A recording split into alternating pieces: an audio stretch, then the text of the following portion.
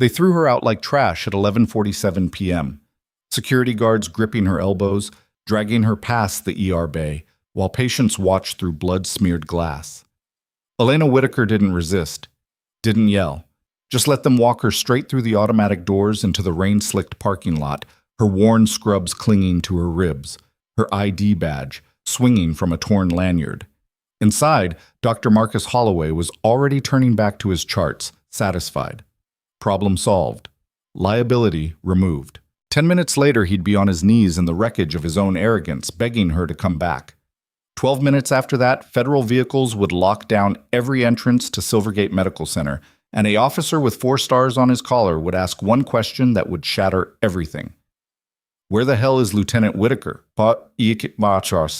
If you want to see how far this story reaches, drop a comment with the city you're watching from, and hit subscribe to follow this all the way to the end. You won't believe what happens next.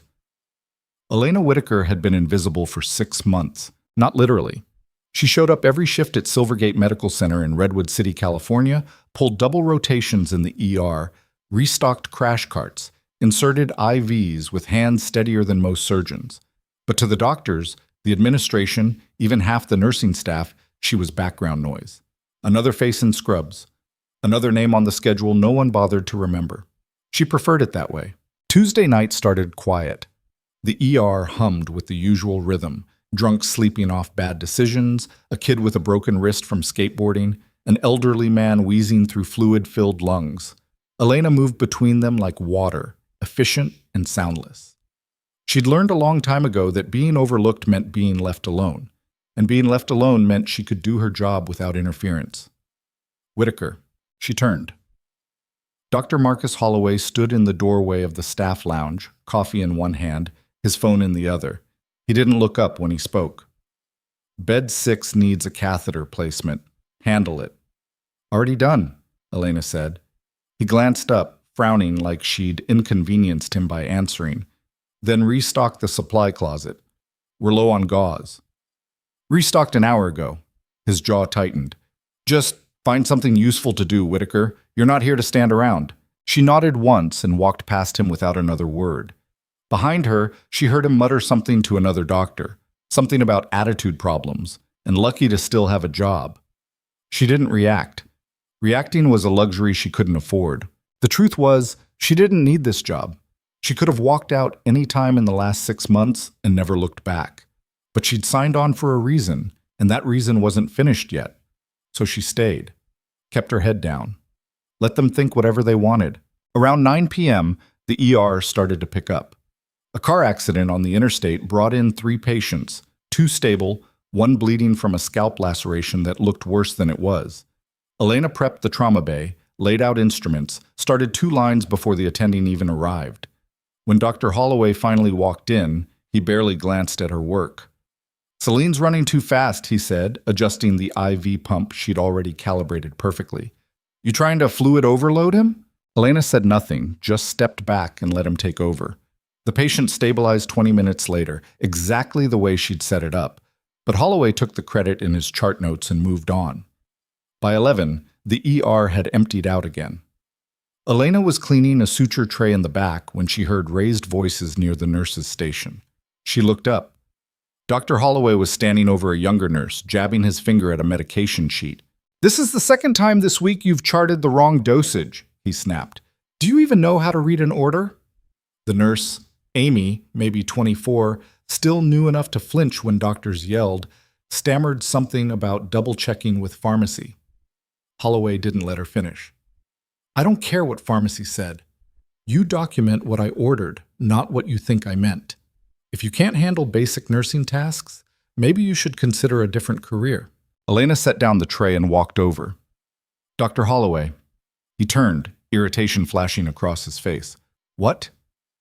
"The dosage on the chart matches your written order. I saw it earlier." His eyes narrowed. "Excuse me?" "You wrote 0.5 milligrams. That's what she documented." For a moment, Holloway just stared at her.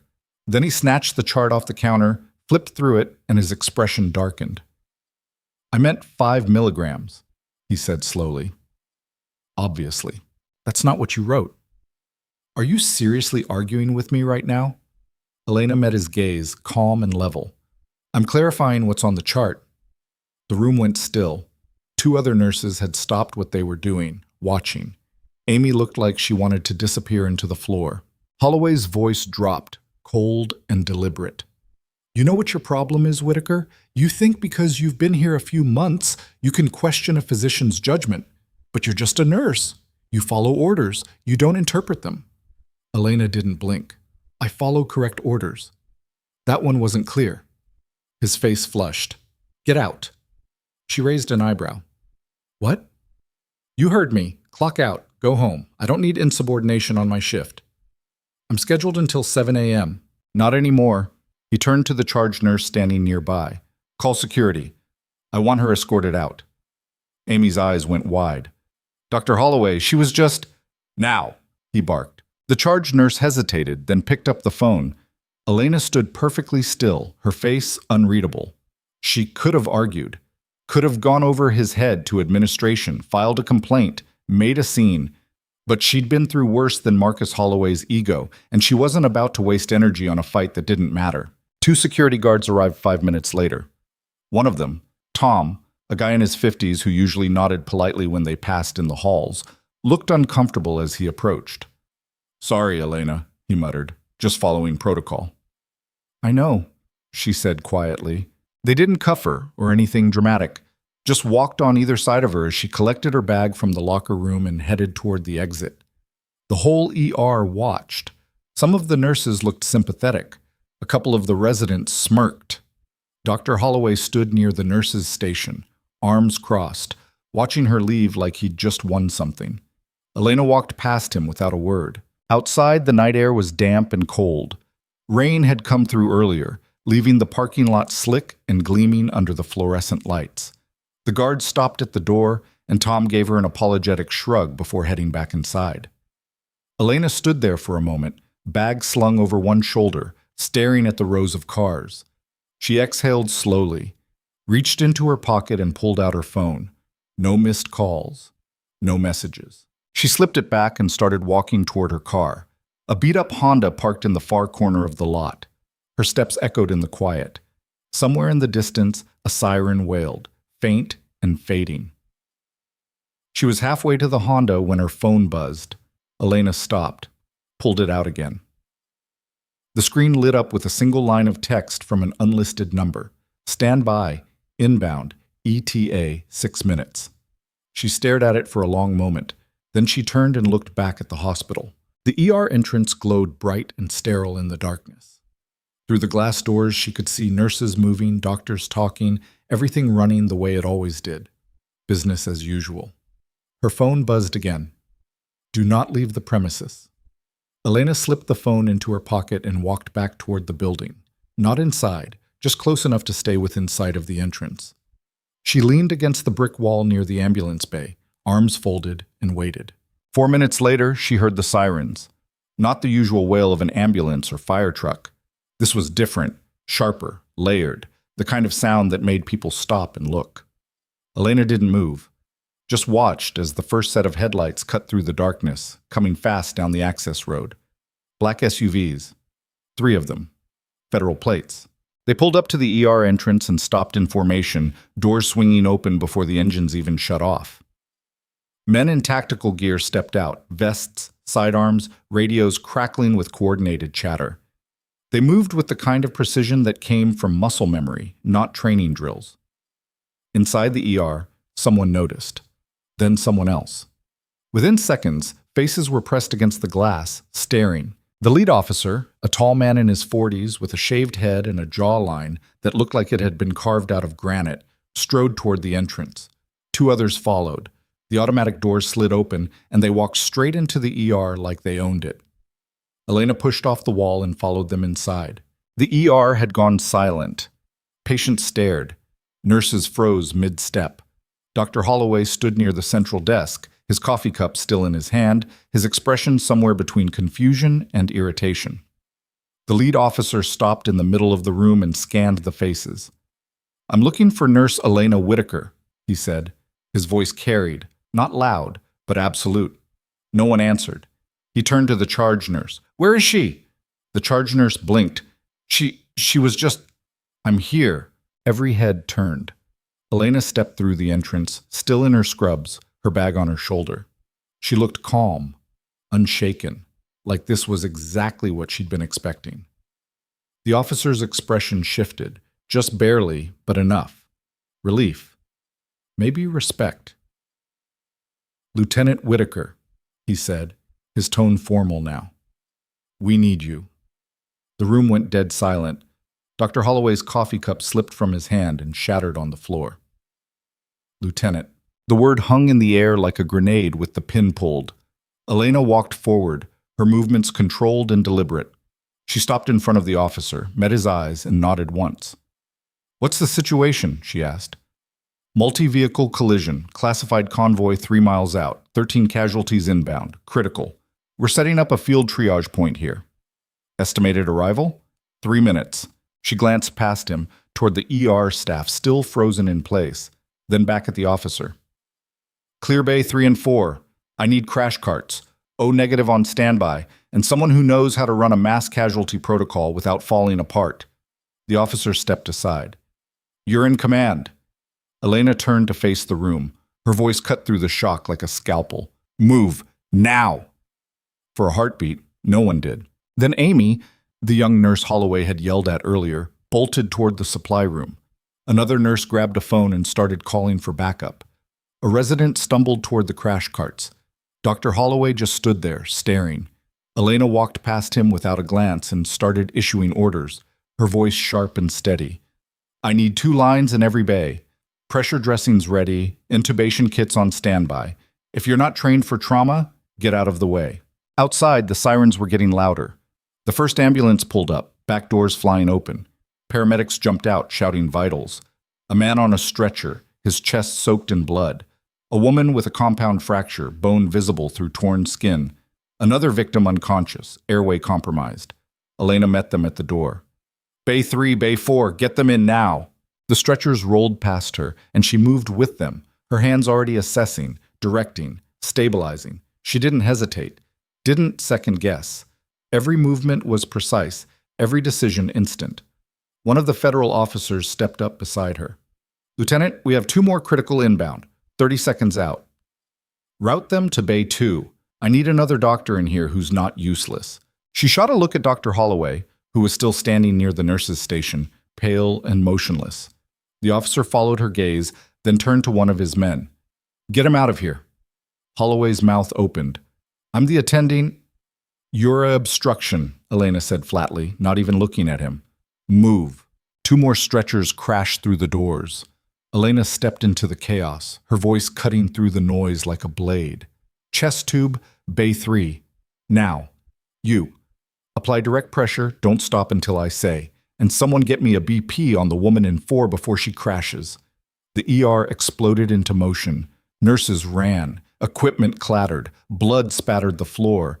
And in the center of it all, Elena Whitaker moved like she'd done this 1,000 times before. Because she had. An hour later, the worst was over. 13 patients. 11 stabilized. 2 in surgery. 0 deaths. Elena stood in the center of Bay 3, peeling off blood-soaked gloves. Her scrubs were ruined. Her hair had come loose from its tie. She looked exhausted, but her hands were steady. The lead officer approached, his expression unreadable. "Hell of a job, Lieutenant." She nodded once. "They'll make it. Thanks to you." She didn't respond, just turned and walked toward the sink, washing her hands in silence. Behind her, the ER was still buzzing, nurses cleaning up, residents documenting, the last of the federal team packing their gear. Dr. Holloway was nowhere to be seen. The officer watched her for a moment, then spoke quietly. "Hospital administration's going to want answers." Elena dried her hands and turned to face him. "Let them ask." He almost smiled. "You know they're going to try to bury this. They can try." He nodded slowly, then handed her a card. "When you're done here, call me. Command wants a debrief." Elena took the card without looking at it and slipped it into her pocket.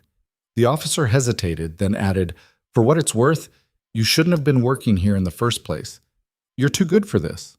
She met his eyes. "I wasn't here for them." He understood, didn't press, just gave her a final nod and walked out. Elena stood alone in the empty bay, the fluorescent lights buzzing overhead. Around her, the ER was slowly returning to normal. Nurses whispered. Residents avoided her gaze. The charge nurse hovered near the door, looking like she wanted to say something but couldn't find the words. Elena picked up her bag and walked toward the exit. As she passed the nurses' station, she saw it, the schedule board, her name still listed for the overnight shift. Someone had already crossed it out in red marker. She kept walking. Outside, the rain had started again, light and cold. Elena stood under the overhang, staring at the empty parking lot. Her phone buzzed. She pulled it out. Another message from the unlisted number. Incident report filed. Full debrief 0800. Stand by for further instructions. Elena deleted the message and pocketed the phone. Then she heard footsteps behind her. She turned. Amy stood in the doorway, still in her scrubs, her eyes red like she'd been crying. Amy's voice cracked. I wanted to say thank you for earlier and for tonight. You saved all of them. Elena looked at her for a long moment. You did fine. I didn't do anything. You showed up. That's more than most people do. Amy wiped her eyes, nodding. Are you coming back? Elena didn't answer right away. She glanced past Amy back into the ER where the lights still burned bright and sterile. No, she said quietly. Amy's face fell. Because of Dr. Holloway? Because I was never supposed to stay. Before Amy could respond, Elena's phone rang. Not a text this time. An actual call. She glanced at the screen. Unlisted again. She answered. Whitaker. The voice on the other end was calm, clipped, military. Lieutenant, this is Captain Rourke. We have a situation developing. Command needs you back in the field. Immediate deployment. Elena exhaled slowly. When? 0600. Transport's already en route to your location. She closed her eyes for a brief second, then opened them. Understood. Good. We'll see you soon. The line went dead.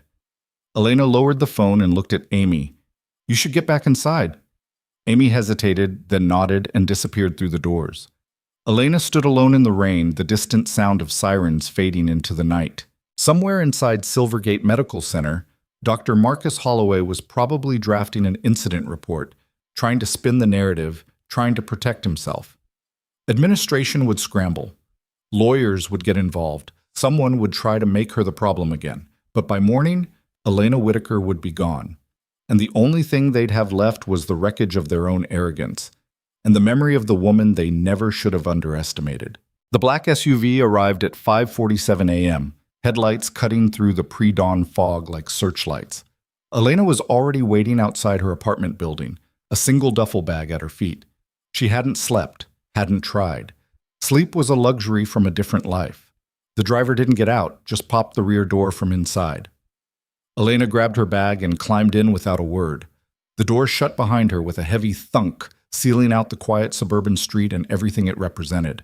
Lieutenant Whitaker, the driver said, eyes on the road as he pulled away from the curb. He was young, early 30s maybe, with the kind of posture that screamed military academy. Captain Rourke sends his regards. He'll brief you on site. Elena nodded, but didn't respond. She stared out the window as Redwood City slid past in shades of gray and amber. Coffee shops not yet open. Streetlights still burning. A jogger running alone on the sidewalk, breath misting in the cold air. Normal people doing normal things. She'd tried that for 6 months. It hadn't worked. The SUV merged onto the highway, heading south. Elena pulled out her phone and scrolled through the messages she'd ignored overnight. 3 from Amy, the young nurse, asking if she was okay. 1 from the hospital HR department, a terse notification that her employment status was under review pending investigation. She deleted that one without reading past the subject line. Then there was the other message, the one that mattered. Lieutenant Whitaker, your presence is required at Joint Base Lakewood for immediate reassignment. Report to Building 14, Briefing Room C, 0800 sharp. Captain Rourke. She glanced at the dashboard clock. 6:02 a.m. Plenty of time. The drive took 40 minutes. The base sat on the outskirts of the city, sprawling across 200 acres of fenced perimeter, concrete bunkers, and administrative buildings that all looked the same. The SUV passed through 3 security checkpoints without slowing, guards waving them through the moment they saw the plates. They stopped in front of a low-slung building with narrow windows and a metal door. No signage. Just a number stenciled in black, 14. "This is you," the driver said. Elena grabbed her bag and stepped out into the cold morning air. The door to the building opened before she reached it, and a woman in fatigue stepped out. Captain Iris Rourke, lean and sharp-eyed, her dark hair pulled back in a regulation bun. She looked like she'd been awake for days and didn't care. "Whitaker," Rourke said, not quite smiling. "You're early. Traffic was light. Good, we're wheels up in 90 minutes. Briefing starts now." Elena followed her inside. The hallway was narrow and fluorescent lit, walls painted institutional beige. They passed a few enlisted personnel who straightened when they saw Rourke, then did a double take when they saw Elena. Word traveled fast on a base. Rourke pushed open a door at the end of the hall, and they stepped into a small briefing room. A table. 6 chairs. A projection screen on the far wall. 2 other people were already seated, both officers, both watching Elena as she entered. The first was a man in his 50s, graying at the temples, with the kind of face that had seen too many deployments and not enough sleep. Colonel Vincent Harding. Elena recognized him immediately. She'd served under him in Syria 3 years ago, back when things were simpler and the enemy wore uniforms. The second was younger, maybe 40, with a scar running along his jawline and eyes that didn't blink often enough. Major Lucas Bennett, Special Operations, the kind of guy who didn't show up unless the situation was already bad. "Whitaker," Harding said, standing. He didn't offer his hand, just a nod. "Good to see you back." "Sir," Elena said. Bennett didn't stand, just studied her like she was a piece of equipment he was evaluating. "Heard you've been playing nurse." "Temporary assignment," Elena said evenly.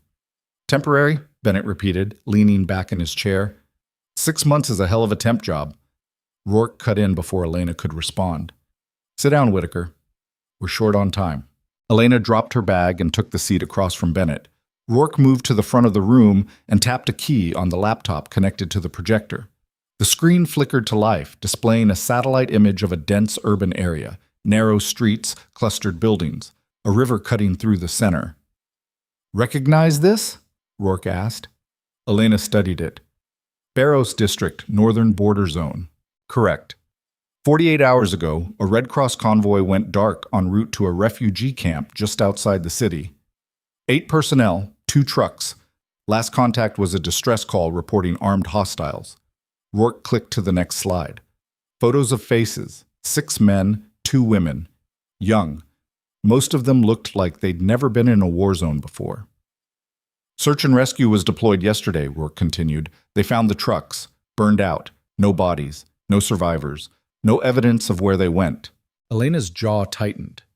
Hostages. Assumption, yes.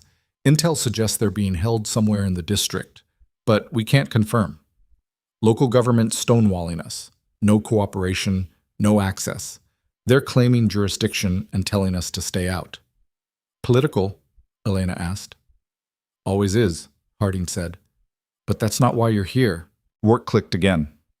The screen shifted to a new image, a grainy photo of a warehouse, windows shattered, graffiti covering the walls. "We intercepted chatter last night. Unconfirmed reports of injured hostages being moved to this location. Coordinates put it deep in hostile territory. No official presence. No backup if things go sideways." Elena leaned forward. "You're sending a team in." "Not exactly," Bennett said. "We're sending you." The room went quiet. Elena looked at him. "Alone?" "Not alone," Rourke said. "You'll have a 4-person team, extraction specialists. But you're lead. Medical officer and tactical advisor. If those hostages are alive, you're the one who keeps them that way long enough to get them out. And if they're not alive? Then you confirm and we move on," Harding said flatly. "This is a black op, Whitaker. Off the books, no official involvement. If you get caught, we disavow. If you die, there's no flag on your coffin. You understand?" Elena met his eyes. "I understand." "Good. You leave in 90 minutes. Any questions?" She had a dozen. She asked none of them. "No, sir."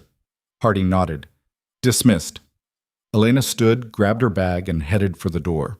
Rourke followed her out into the hallway. "You good?" Rourke asked quietly. Elena paused. "Why wouldn't I be?" "Because 6 months ago, you asked for a transfer out of active duty, said you were done. Now I'm throwing you back into the fire. I said I needed a break. I didn't say I was done." Rourke studied her.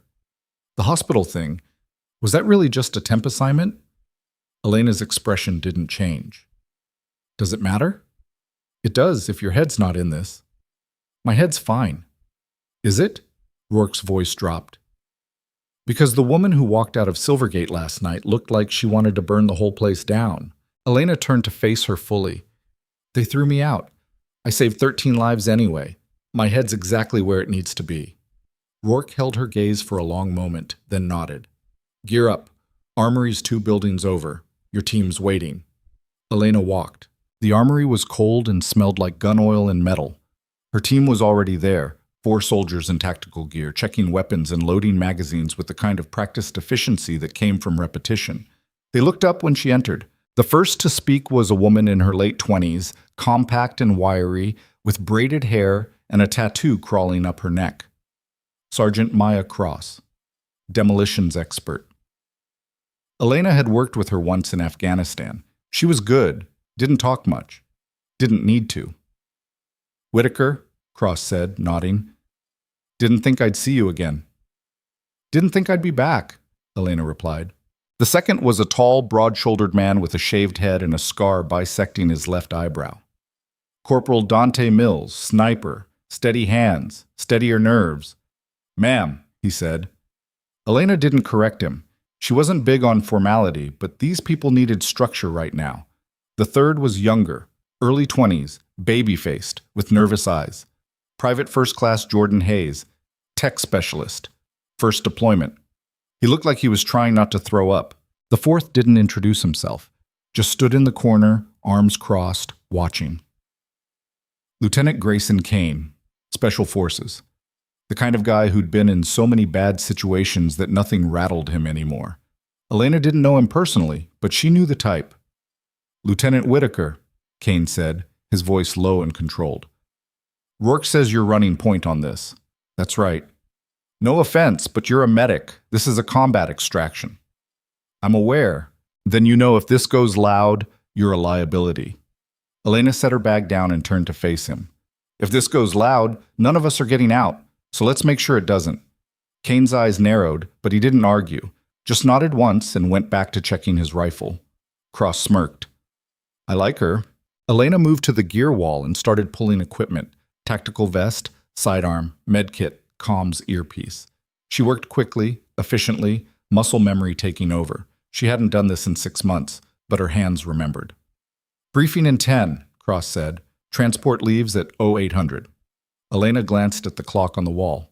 7:14 a.m. She finished gearing up and followed the team to the briefing room, a different one this time, smaller, with maps spread across the table and a digital display showing real-time satellite feeds of Barrows District. Rourke was already there. So was Bennett. "Listen up," Rourke said, tapping the map. "Insertion point is here, 2 clicks outside the district perimeter. You move in on foot, stay off the main roads, avoid contact. The warehouse is here, 3-story structure, partially collapsed south wall. Intel suggests hostages are being held on the 2nd floor, but we can't confirm." "What about hostiles?" Kane asked. Kane, unknown number, likely armed, possibly militia, possibly opportunists. Either way, they're not going to let you walk in and take their leverage. "Rules of engagement?" Mills asked. "Avoid if possible, neutralize if necessary. Priority is the hostages. Get them out alive." Bennett leaned forward. "One more thing. The local government's got patrols in that area. If they spot you, they'll shoot first and ask questions never, so stay invisible." "And if we can't?" Cross asked. "Then you make it quick and you get out. This mission doesn't exist. You don't exist. Clear?" Everyone nodded. "Good," Rourke said. "You have 6 hours. After that, we pull the plug and you abort. No exceptions." The team dispersed. Elena stayed behind, staring at the map. Rourke came up beside her. "You've done this before." "Not in 6 months. It's like riding a bike." "Except the bike's on fire and people are shooting at you." Rourke almost smiled. You'll be fine. Elena didn't respond, just kept staring at the map, tracing the route in her mind. At 8 a.m., the team loaded into a transport helicopter, a Black Hawk, side doors open, cold air whipping through the cabin. Elena strapped in and checked her gear one last time. Across from her, Hayes looked pale. Cross looked bored. Kane looked like he was already planning 3 different exit strategies. The engines roared to life and the helicopter lifted off. Below, the base shrank into a grid of buildings and runways. Then they were over open terrain, forests, roads, scattered towns. The landscape changed as they flew, getting rougher, more hostile. Elena closed her eyes and let the vibration of the rotors sink into her bones. This was familiar. This was where she belonged. Not in a sterile hospital with doctors who didn't respect her. Not in a quiet apartment where she tried to pretend she was normal. Here, in the chaos. In the fire. The helicopter descended 40 minutes later, landing in a clearing surrounded by dense trees. The team jumped out, weapons ready, and the Black Hawk lifted off immediately, disappearing into the sky. Silence. Kane took point, moving through the trees with practiced ease. Cross followed, then Mills, then Hayes. Elena brought up the rear, scanning their surroundings. They moved for 2 hours, cutting through rough terrain, avoiding roads, staying low. The district appeared on the horizon. Concrete buildings, narrow streets, smoke rising in thin columns. Kane held up a fist. Everyone stopped. He pointed. Ahead, a checkpoint. 2 armed men standing beside a rusted truck, smoking cigarettes. Cross moved up beside him. Go around? No time, Kane whispered. We take them quiet. He glanced back at Elena. She nodded. Kane and Cross moved like shadows, circling wide. Elena watched through the trees as they closed the distance. 30 feet, 20, 10. The guards didn't see them coming. It was over in seconds. No shots, no noise, just 2 bodies slumping to the ground. Kane waved them forward. The team regrouped and kept moving. They reached the warehouse an hour later. It looked worse in person. Windows shattered, walls tagged with graffiti. The south side partially collapsed like Rourke had said. No guards visible, no movement. Too quiet, Mills muttered. Agreed, Kane said. He turned to Hayes. Drone. Hayes pulled a small quadcopter from his pack and launched it. The feed appeared on his tablet, grainy thermal imaging showing the building's interior. 2nd floor, Hayes whispered. I've got heat signatures. 6? No, 7. 2 moving, the rest stationary. Hostages, Elena said. Or hostiles waiting for us, Kane countered. Only one way to find out, Cross said. Kane looked at Elena. You ready? She checked her sidearm. Let's go. They entered through the collapsed south wall, moving single file through debris and darkness. The air inside smelled like mold and rust. Somewhere above, a pipe dripped water in a slow, steady rhythm. They reached the stairwell. Kane took point again, moving up the stairs with his rifle raised. Elena followed, her heart steady, her breathing controlled. The 2nd floor was a long corridor lined with doors. Most were open, revealing empty rooms. But at the end of the hall, one door was closed. Kane moved toward it, stopped, listened, voices, muffled, arguing. He glanced back at Elena. She nodded. Kane counted down on his fingers. 3, 2, 1. He kicked the door open. The room exploded into motion, shouting, a man lunging for a weapon. Cross fired first, a single suppressed shot that dropped him before he touched the gun. Another man raised his hands, yelling in a language Elena didn't recognize. Mills covered him while Kane swept the room.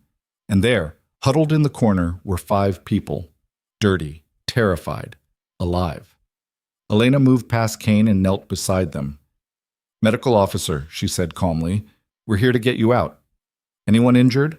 A woman nodded, clutching her side. Blood seeped through her shirt. Okay, Elena said. I've got you. She pulled her med kit and started working, her hands moving fast and sure. The woman winced, but didn't scream. Elena packed the wound, applied pressure, wrapped it tight. Can she walk? Kane asked. She'll have to. Then let's move. We've got maybe 10 minutes before someone notices we're here. They helped the hostages to their feet and started back down the corridor. Hayes took rear guard. Mills led. Cross stayed close to Elena. They were halfway down the stairs when the lights went out.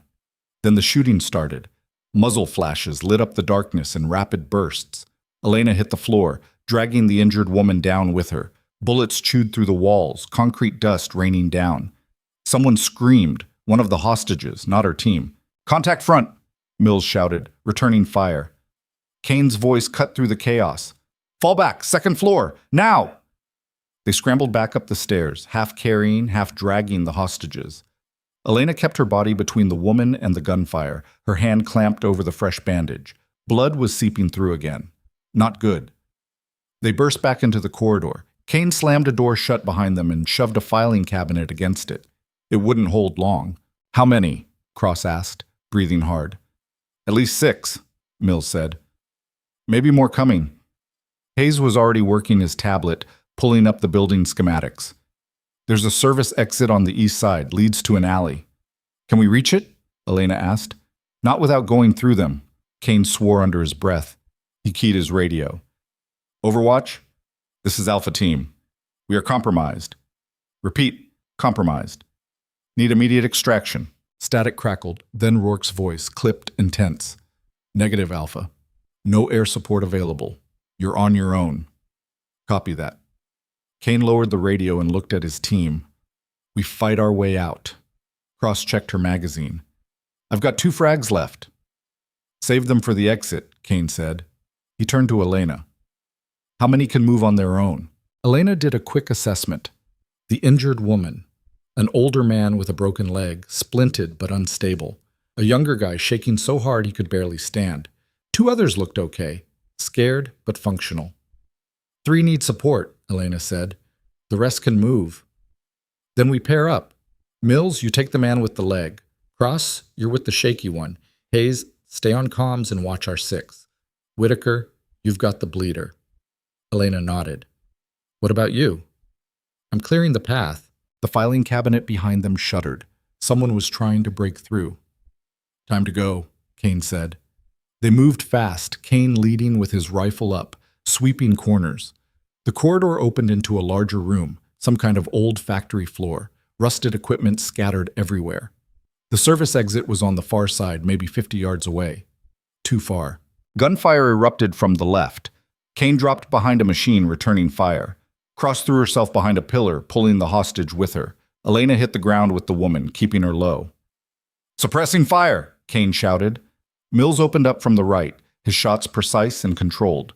2 hostiles went down. 3 more ducked behind cover. Elena checked the woman's wound. The bandage was soaked through. Stay with me, she said. We're almost out. The woman's eyes were glassy. Shock setting in. Elena pulled a syringe from her kit. Epinephrine. She jabbed it into the woman's thigh and pressed the plunger. The woman gasped, her eyes sharpening slightly.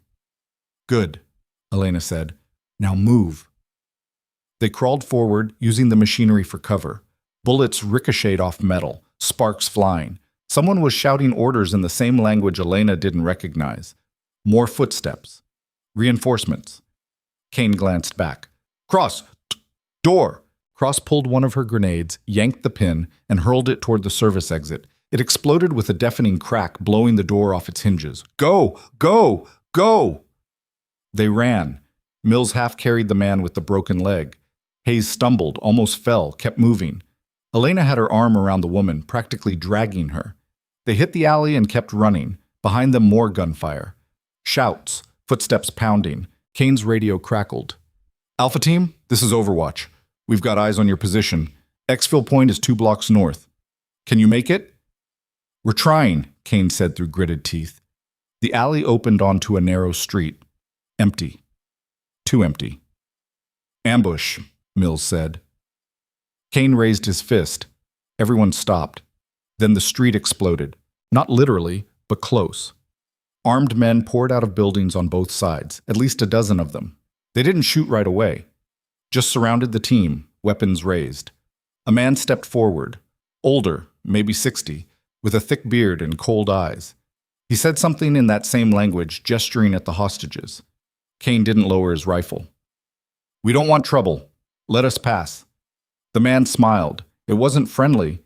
He said something else, and his men tightened the circle. Elena's hand drifted to her sidearm. She didn't draw. Not yet. The bearded man's eyes found her. He looked her up and down, then said something that made his men laugh. Cross shifted beside her. What's he saying? Nothing good, Elena muttered. The bearded man stepped closer, still talking. He pointed at the injured woman, then at Elena, then made a throat-cutting gesture. He wants the hostages, Hayes whispered. He's saying we can leave if we give them up. Not happening, Kane said. The bearded man's smile faded. He barked an order, and every weapon in the street aimed directly at them. Elena's mind raced. 6 hostages, 5 team members, at least 15 hostiles. No cover, no backup. She looked at Kane. He was calculating the same odds. They both knew how this ended. Then Elena heard it, faint at first, then growing louder. Rotors. The bearded man heard it too. His head snapped up, eyes narrowing. A Black Hawk came screaming over the rooftops, door gunner already firing. The street erupted into chaos. Hostiles scattered, some firing back, most just running. The helicopter circled, laying down suppressing fire, and a rope dropped from the side. Move! Kane shouted. They ran for the rope. Mills went first, clipping the man with the broken leg to a harness. Cross followed with another hostage. Hayes scrambled up, terror giving him speed. Elena stayed on the ground, covering the woman while Kane provided suppressing fire. The bearded man was yelling orders, trying to rally his men, but the helicopter's guns kept them pinned. Whitaker, go! Kane shouted. Elena clipped the woman to the rope and signaled the crew. The woman was hauled up, disappearing into the helicopter. Kane grabbed Elena's arm. Your turn. She shook her head. You first. Don't argue with me. I'm not leaving you. He stared at her for half a second, then swore and shoved her toward the rope. She grabbed it, clipped in, and felt the pull as she was yanked off the ground. Below, Kane was still firing, backing toward the rope.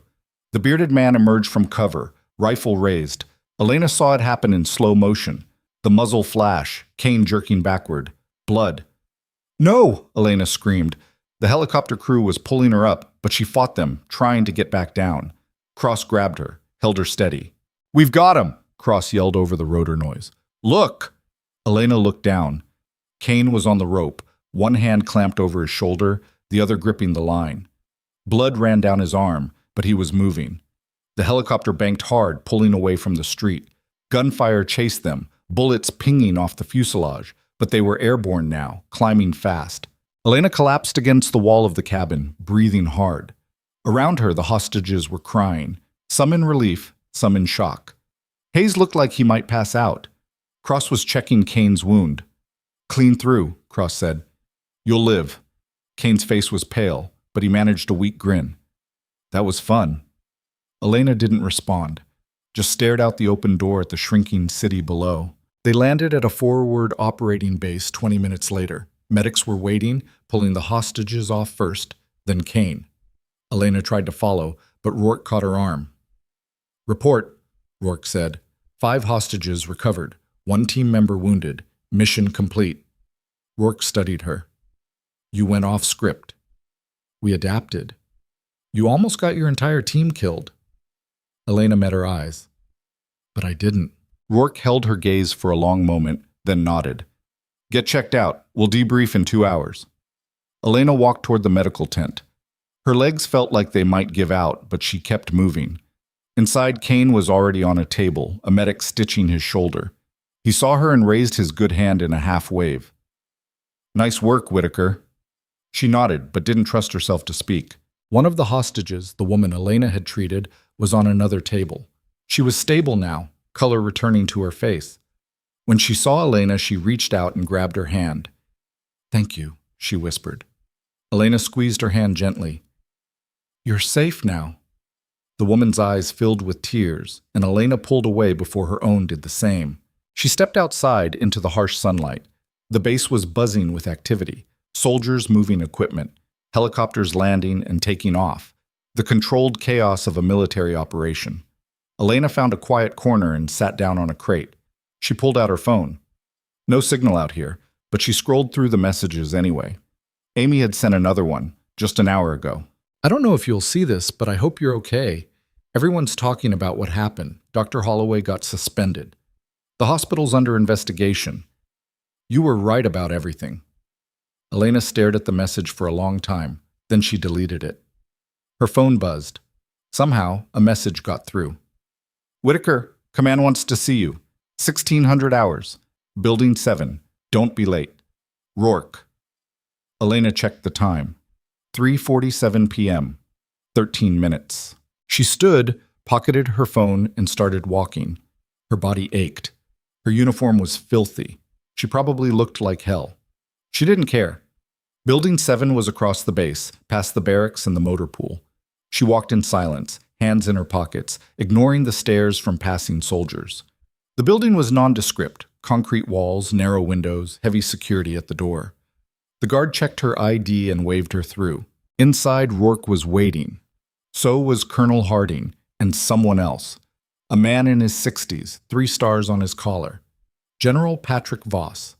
Elena had never met him in person, but she knew who he was. Everyone did.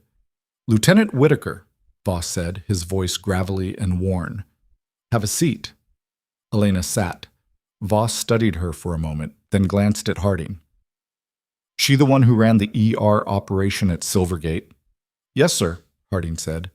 Voss nodded slowly. And the extraction today? Also her. Impressive. Voss leaned back in his chair. I read your file, Whitaker. 3 tours. 2 commendations. Specialist in high casualty triage. Then you request a transfer to civilian duty 6 months ago. Care to explain why? Elena kept her expression neutral. I needed a break, sir. A break, Voss repeated. From what? She didn't answer. Voss let the silence stretch, then leaned forward. I'm going to be blunt, Lieutenant. We need people like you, not in some hospital dealing with doctors who don't know what they have. Here, where it matters. Elena met his eyes. With all due respect, sir, I didn't ask to come back. No, but you did anyway. Voss tapped a folder on the desk. I'm offering you a position, lead medical officer for a new rapid response unit, full autonomy, hand-picked team. You answer directly to me. Elena's jaw tightened. And if I say no, then you go back to whatever you were doing before, but we both know you won't. She stared at him. He stared back. Rourke shifted beside her. Lieutenant, this is a hell of an opportunity. I know what it is, Elena said quietly. Voss stood. You have 24 hours to decide. After that, the offer's off the table. He walked out without another word. Harding followed. Rourke lingered. You should take it, Rourke said. Elena looked at her. Should I? You're good at this. Better than anyone I've seen. And you don't belong in a place like Silvergate. You never did. Elena stood slowly. Maybe I don't belong anywhere. Rourke's expression softened. Then find out where you do. Elena left without responding. She walked back across the base, the sun sinking low on the horizon. Soldiers were heading to chow, laughing and talking. Normal. Human. Elena stopped near the edge of the tarmac and pulled out her phone. One more message had come through. Unknown number. We know what you did. We know who you are. This isn't over. Elena stared at the screen, her blood running cold. Then she looked up and saw him. The bearded man from the street, standing at the perimeter fence, watching her. Their eyes met across the distance. He smiled, then he turned and disappeared into the growing darkness. Elena's hand moved to her sidearm before her brain caught up. The bearded man was gone, swallowed by shadows beyond the fence, but the image of his smile burned behind her eyes like a brand. She stood frozen on the tarmac, every instinct screaming at her to move, to act, to do something other than stand there like a target. Her phone was still in her hand, the message glowing on the screen. We know what you did. We know who you are. This isn't over. She shoved it into her pocket and turned back toward the base. Her legs moved automatically, carrying her past the barracks, past groups of soldiers heading to evening chow. No one noticed her. No one ever did unless they needed something. By the time she reached Building 7 again, her heart rate had settled back to normal. Training did that, taught you how to bury panic deep enough that it couldn't touch you. She pushed through the door without knocking. Rourke was still there, standing over a desk covered in satellite photos.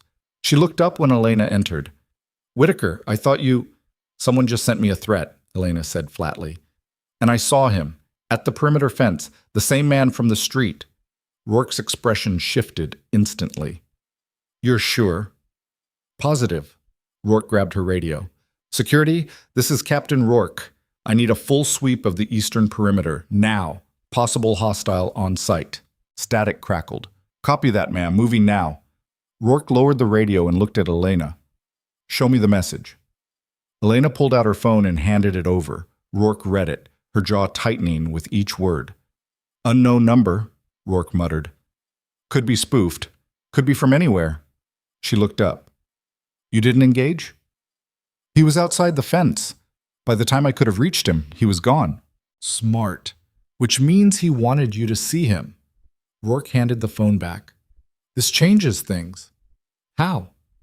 Because if they know you're here, they know what you did today. And if they know what you did, they're going to come after you. Elena's expression didn't change. Let them. Rourke stared at her. That's not bravado talking, is it? No. Then you're either incredibly brave or incredibly stupid. Probably both. Rourke almost smiled, but it died fast. I need to brief Voss. You stay here. Don't leave this building until we know what we're dealing with. I'm not hiding. I'm not asking you to hide. I'm asking you to stay alive long enough for us to figure out who's targeting you and why. Rourke moved toward the door, then paused. And Whitaker? If they wanted you dead, you'd already be dead. They want something else. She left before Elena could respond. Elena stood alone in the office, staring at the satellite photos spread across the desk. Images of Barros District, the warehouse, streets she'd been walking through just hours ago. She traced the route they'd taken with her finger, mentally cataloging every mistake, every close call. They'd gotten lucky. That bothered her more than the threat. Luck ran out. Her phone buzzed again. She pulled it out, half expecting another message from the unknown number. It wasn't. Elena, it's Amy. I know you probably won't see this, but Dr. Holloway is gone. They fired him this morning. Administration's doing a full review of the ER protocols. Some of the nurses are asking about you, wondering if you're coming back. I told them I didn't know. Are you? Elena read it twice, then set the phone down on the desk. Coming back.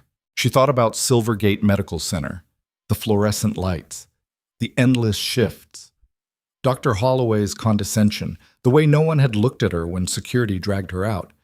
Then she thought about today, the hostages, the gunfire, Kane bleeding on the helicopter, the bearded man's smile. Which world made more sense? Neither. But at least in one of them, people didn't pretend. The door opened. Colonel Harding walked in, followed by 2 MPs. His face was stone. Lieutenant, he said, we need to talk. Elena straightened. Sir, Harding gestured to the MPs. They took positions by the door, not threatening, but present. Then he moved to the desk and picked up one of the satellite photos. Captain Rourke briefed me on the situation, he said. The perimeter sweep came back negative. No sign of anyone. But we pulled security footage from the eastern gate. He set down a tablet, screen facing Elena. She looked. Grainy black and white footage showed the fence line. A figure standing just outside the light, barely visible. Then nothing. Like he'd vanished. That's him, Elena said. Maybe. Or maybe you saw what you expected to see. Harding's tone wasn't accusatory, just factual. Either way, we have a problem. If hostile actors have penetrated this far into friendly territory, it's not just about you anymore. It's about base security, national security. I know what I saw. I believe you, but believing you and proving it are different things. He crossed his arms. General Voss wants you under protective detail until we sort this out. That means restricted movement, no leaving the base, no solo excursions. Elena's jaw tightened. I don't need a babysitter. Maybe not. But you're getting one anyway. He nodded to the MPs. They'll escort you to temporary quarters. You'll stay there until further notice. And if I refuse, then I'll have you confined to quarters under direct order. Your choice. Elena stared at him. She could push back, could argue, could make this harder than it needed to be. But Harding wasn't Holloway. He wasn't doing this to prove a point. He was doing it because he thought it was right. Understood, sir, she said quietly. Harding's expression softened slightly. This isn't punishment, Whitaker. It's protection. We don't know what we're dealing with yet, but we will. He left. The MPs moved closer, not grabbing her, just flanking. One of them, a woman in her 30s with tired eyes, gestured toward the door. This way, ma'am. Elena followed. The temporary quarters were in a squat building near the center of the base, concrete walls and narrow windows. The room they gave her was small, a cot, a desk, a single chair. Institutional and impersonal. Better than a tent. Worse than a prison cell. The MPs checked the room, then took positions outside the door.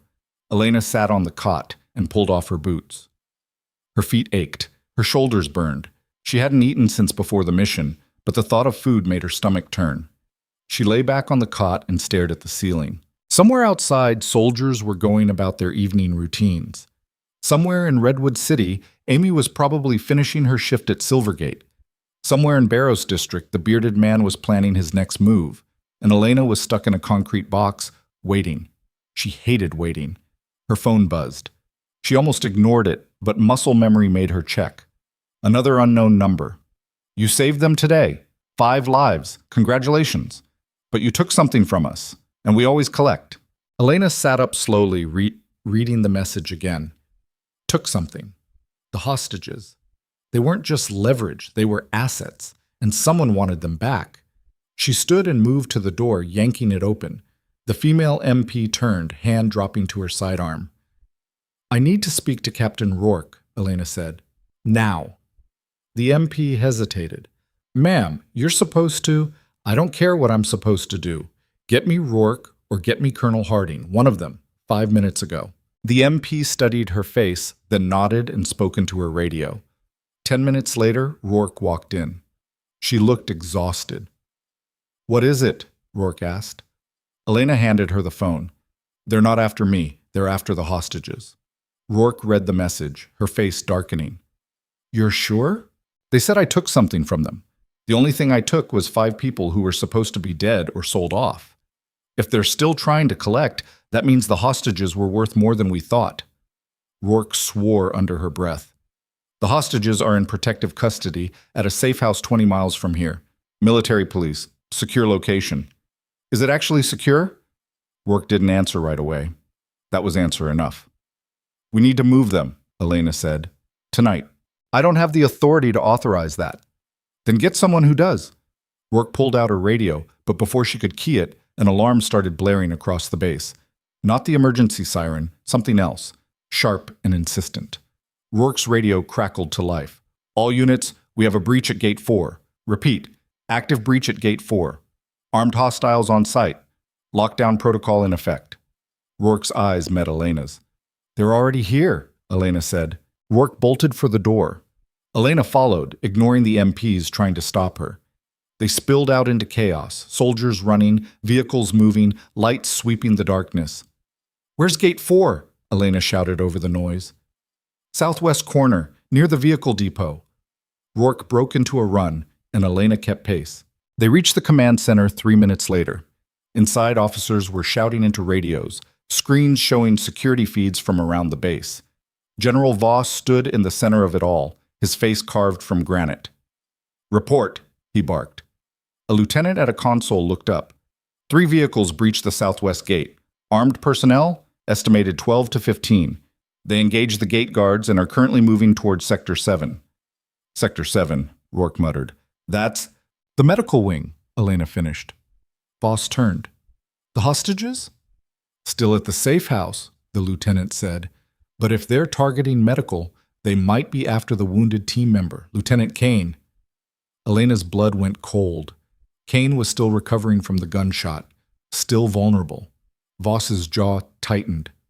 Lock down the medical wing, no one in or out, and get me a tactical team on site, now. Sir, we have 4 units already responding, the lieutenant said. Make it 6, and someone get those hostiles off my base before they kill anyone else. Rourke grabbed Elena's arm. You need to get back to quarters. Elena jerked free. Kane's my responsibility. He's in a secure facility with armed guards. So was the warehouse. Look how that turned out. Rourke opened her mouth to argue, but an explosion cut her off. Not close, somewhere on the other side of the base, but loud enough to rattle the windows. Every head in the room turned toward the screens. One of them showed smoke rising from the medical wing. "They just breached the south wall," the lieutenant said, voice tight. "Explosives. They're inside." Voss didn't hesitate. "Send everything. I want those hostiles neutralized. Lethal force authorized." Rourke looked at Elena. "You stay here." "No." "That's an order, Lieutenant." Elena met her eyes. "Then court-martial me later." She turned and ran. Behind her, Rourke shouted something, but Elena was already out the door, sprinting across the base toward the medical wing. Soldiers moved around her, some heading the same direction, others taking defensive positions. Gunfire echoed in the distance, sharp cracks cutting through the night. She reached the medical wing 2 minutes later. The south wall was a smoking crater, debris scattered across the ground. Bodies lay near the entrance, 2 guards, both down. Elena checked for pulses. 1 dead, 1 barely breathing. She grabbed her radio. "This is Lieutenant Whitaker. I need a medic at the south entrance of the medical wing. 1 critical, 1 DOA. No response. The radio was jammed. Of course it was. Elena left the wounded guard and moved inside. The hallway was dark, emergency lights casting everything in red. Smoke hung in the air, acrid and choking. She pulled her sidearm and advanced, scanning corners, listening for movement. A shape moved ahead. Elena raised her weapon. "Identify yourself!" The shape turned. A nurse, young and terrified, hands raised. "Don't shoot, please!" Elena lowered the gun slightly. "Where are the patients?" "3rd floor. They evacuated everyone up there when the alarm went off." "What about Lieutenant Kane?" The nurse's eyes widened. "He's still in surgery. They couldn't move him." Elena's stomach dropped. "Where?" "Operating room 2, 2nd floor, east wing." Elena ran. The 2nd floor was worse. More smoke, bullet holes in the walls. She passed 2 more bodies, hostiles this time, taken down by base security. They were young, too young, wearing mismatched gear and carrying rifles that looked like they'd been cobbled together from parts. Not professional soldiers. Zealots. Worse. She found the operating room at the end of the hall. The door was closed, but she could hear voices inside, shouting, not English. Elena tested the handle. Locked. She stepped back and kicked it. The door flew open, slamming against the wall. Inside, 3 men stood over an operating table. Kane was on it, unconscious, a breathing tube down his throat. One of the men had a gun to the surgeon's head. The other 2 turned when Elena entered, raising their weapons. She shot the first one before he could fire. Center mass. He went down hard. The second one got a shot off. It went wide, punching through the wall behind her. Elena's second shot didn't miss. The third man, the one holding the surgeon, yanked the doctor in front of him like a shield. "Drop it!" he shouted in accented English. "Drop the gun or I kill him!" Elena kept her weapon raised, steady. "You kill him, I kill you. That's a bad trade. You don't understand what you're dealing with." "I understand you broke into a military base to kidnap a wounded soldier. That's either brave or stupid, and I'm leaning towards stupid." The man's finger tightened on the trigger. The surgeon whimpered. "Last chance," the man said. Elena lowered her weapon slightly. "Okay, you win." She set the gun on the floor and raised her hands. The man's grip on the surgeon loosened just a fraction. Relief flickered across his face. Elena lunged. She grabbed the surgeon and yanked him sideways out of the line of fire. The hostile's gun went off, the shot going high. Elena swept his legs, dropping him to the floor, and drove her knee into his chest. He tried to bring the gun around, but she caught his wrist and slammed it against the tile until he let go. Then she grabbed her sidearm off the floor and put the barrel against his forehead. "Don't move!" He froze. The surgeon scrambled away, breathing hard. Elena kept the gun pressed against the hostile's head and spoke without looking away. "Is Kane stable?" The surgeon nodded shakily. "Yes." The surgery was almost finished when they... "Finish it. I'll handle this." The surgeon hesitated, then moved back to the table. Elena hauled the hostile to his feet and shoved him against the wall. "Who sent you?" He spat at her. She slammed him harder against the wall. "Wrong answer. Try again." "You think you won today?" he said, voice shaking with rage. "You took what wasn't yours. Now you pay. The hostages weren't yours either. They were promised. A deal was made. You broke it." Elena's grip tightened. What deal? Doesn't matter. You'll find out soon enough. Behind her, the surgeon spoke quietly. Lieutenant, he's stable. We can move him now. Elena didn't take her eyes off the hostile. Good. Call for backup. Get him out of here. The surgeon grabbed a phone off the wall and started dialing. The hostile smiled. It was the same smile the bearded man had worn. Cold. Certain. You can't protect all of them, he said. Not the hostages, not your team, not yourself. Watch me. He laughed. You're already dead. You just don't know it yet. Footsteps pounded in the hallway. Elena turned her head just enough to see soldiers pouring in, weapons raised. Secure him, she said, handing the hostile off. They dragged him away, still laughing. Elena holstered her weapon and moved to the operating table. Kane was pale, but breathing. The surgeon had closed the incision and was checking vitals. He's going to be okay, the surgeon said, but he needs rest, and a lot of it. Elena nodded. Get him somewhere safe. Where's safe anymore? She didn't have an answer for that. Outside, the gunfire had stopped. The base was slowly returning to order, security teams sweeping every building, medics treating the wounded, engineers assessing the damage. Elena walked back through the medical wing, past the bodies, past the smoke. Her hands were steady, her breathing was controlled, but inside something was shifting, a decision crystallizing. She found Rourke in the command center, arguing with Voss. Can't keep reacting, Rourke was saying. We need to go on the offensive, find out who's behind this and shut them down. We don't have jurisdiction, Voss said. This is a civilian matter now. We hand it to federal authorities and let them handle it. Federal authorities didn't stop them from breaching a military base. Because someone on the inside helped them. Voss's voice was ice. We have a leak. Until we find it, we're vulnerable. Elena stepped forward. Both of them turned. Lieutenant, Voss said, you were ordered to stay in quarters. I was securing a wounded team member, Elena said evenly. Sir? Voss's eyes narrowed, but he didn't push it. The hostiles you engaged, any intel? One of them talked, said the hostages were part of a deal. Someone promised them. Promised by who? He didn't say, but whoever it is, they're not done. Rourke crossed her arms. The hostages are still at the safe house. If they hit us here, they'll hit there next. Agreed, Voss said. We move them. Tonight, full convoy, military escort. Where? Elena asked. Classified location. You don't need to know. With respect, sir, I do, because wherever they go, I'm going with them. Voss stared at her. You're a medical officer, not a bodyguard. I'm the reason those people are alive. That makes them my responsibility. Your responsibility is to follow orders. Then give me an order I can follow. The room went silent. Voss studied her for a long moment, then turned to Rourke. She goes with the convoy, but she answers to you. Understood? Rourke nodded. Yes, sir. Good. You leave in 2 hours. Get your team ready. Elena and Rourke left the command center together. Outside, the night air was cold and tasted like smoke. You just volunteered for the worst assignment of your life, Rourke said. Wouldn't be the first time. This is different. These people aren't going to stop. They'll keep coming until they get what they want or everyone involved is dead. Then we make sure it's them, not us. Rourke stopped walking and turned to face her. You really don't care, do you? About the risk, about what happens to you. Elena met her eyes. I care about finishing what I started. That's not an answer. It's the only one I have. Rourke shook her head. You're going to get yourself killed. Maybe, but not today.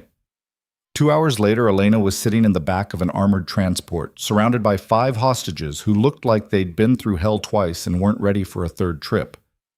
The woman she'd treated, Sarah, she'd learned her name was Sarah, sat across from her, clutching a blanket. Where are we going? Sarah asked quietly. Somewhere safe, Elena said. That's what they said last time. Elena didn't have a response to that. The convoy moved out at 0200 hours. 3 armored transports, 2 escort vehicles, and a helicopter providing overwatch. Rourke rode in the lead vehicle. Elena stayed with the hostages. They drove for an hour in silence, headlights cutting through the darkness. The landscape outside shifted from urban to rural, buildings giving way to open fields. Then the radio crackled. Overwatch to convoy leader. We have movement on the road ahead. Multiple vehicles, armed personnel. Elena's hand moved to her sidearm. Rourke's voice came through, tense and controlled. How many? At least 10 vehicles, blocking the road. They're not moving. Alternate route? Negative, we're boxed in. Elena looked at Sarah. The woman's eyes were wide with terror. It's okay, Elena said, knowing it was a lie. The convoy slowed, stopped. Through the small window in the back, Elena could see the vehicles ahead. Trucks, SUVs, men with rifles. Rourke's voice crackled again. All units, hold position. Do not engage unless fired upon. A voice cut through the radio. Not Rourke. Not anyone Elena recognized. It was the bearded man. Lieutenant Whitaker, he said, his accent thick but clear. I know you can hear me. We meet again, yes? This time, no running. You give us what we want or everyone dies, starting with the woman you worked so hard to save.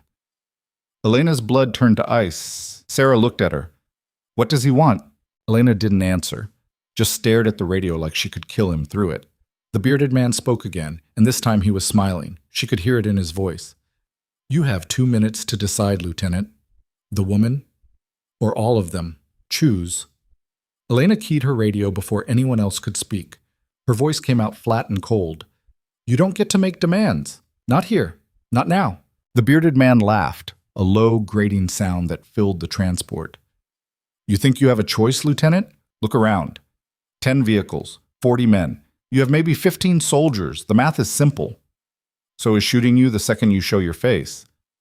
Then the woman dies first. Then the others. Then your soldiers. And you get to watch.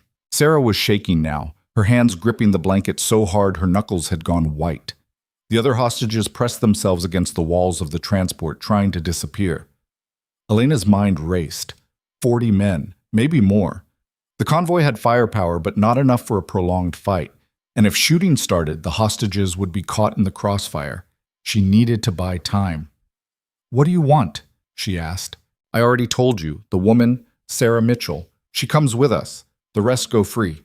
Sarah's breath hitched. No, please. Elena held up a hand, silencing her. Why her? That's not your concern. It is if you want me to hand her over. Silence on the other end. Then the bearded man's voice again, quieter now. She knows things. Things that were supposed to stay buried. We need to make sure they do. Elena glanced at Sarah. The woman's face had gone pale, her eyes distant like she was looking at something far away. What things? Elena pressed. 2 minutes are up, Lieutenant. Make your decision. Rourke's voice cut in from the lead vehicle. Whitaker, do not engage. We're calling for backup. Backup won't get here in time, the bearded man said. And we both know it. So let's stop wasting time. Send her out, alone, unarmed, or everyone dies. Elena looked at Sarah again. The woman was crying now, silent tears streaming down her face. I can't, Sarah whispered. If they take me, I'm dead anyway. At least here I have a chance. You're not going anywhere, Elena said. She keyed the radio. You want her? Come get her yourself. The bearded man's laugh came back, but it sounded different now, strained. You're bluffing. Am I? You've got 40 men out there. I've got 5 people who've already survived 1 kidnapping and a soldier who doesn't lose twice. You really want to test those odds? A long pause. Then movement outside. One of the vehicles ahead shifted, headlights angling toward the transport. Overwatch to convoy, the helicopter pilot's voice crackled. I've got visual on the hostiles. They're spreading out, flanking positions. Engage if they fire, Rourke said. Not before. Elena heard boots hitting pavement, voices shouting orders. The hostiles were preparing to rush the convoy. She turned to the other soldiers in the transport, 2 young privates, both gripping their rifles like lifelines. When this starts, you keep these people down, and you don't stop shooting until I tell you. Clear? They nodded, terrified but steady. Then the night exploded. Not gunfire. Not yet. An explosion, massive and deafening, somewhere behind the convoy. The transport rocked, and Elena braced herself against the wall. Through the window, she saw flames rising into the sky. Overwatch is down, someone shouted over the radio. Repeat, helicopter is down. The bearded man's voice came back, triumphant. Now you see, Lieutenant, you have nothing. No air support, no backup, just you and the choice I gave you. Elena's jaw tightened. The helicopter had been their ace. Without it, they were blind. But the bearded man had just made a mistake. She keyed the radio again. You just killed a military aircraft on U.S. soil. That's not kidnapping anymore. That's an act of war. And you've got maybe 10 minutes before this entire region gets locked down and everyone with a gun comes looking for you. Then I suggest you hurry. Elena cut the radio and turned to the privates. New plan. We're moving. Now. One of them blinked. Ma'am? We stay here. We're sitting targets. We move. We force them to chase. And if they're chasing, they're not thinking. Where do we go? Elena looked out the window. The road ahead was blocked. Behind them, the burning wreckage of the helicopter lit up the night. But to the east, she saw it, a tree line, maybe 200 yards away. The woods, she said. We get there. We have cover. We can hold out until real backup arrives. That's a lot of open ground, the other private said. I know. That's why we're running fast. She moved to the back door and yanked it open. Cold air rushed in. Outside, gunfire had started. Sporadic shots from the convoy, return fire from the hostiles. Not a full assault yet. They were testing. Stay low, stay together, Elena said. If someone goes down, you keep moving, understand? The hostages nodded, terrified. Elena jumped out first, scanning the area. The convoy vehicles provided some cover, but not much. She waved the others out, and they stumbled into the night. Sarah first, then the others, then the two privates. Go! Elena shouted. They ran. The first shots came almost immediately. Bullets whipped past, kicking up dirt. One of the hostages, a young man, maybe 25, stumbled and fell. Elena grabbed him and hauled him upright. Move!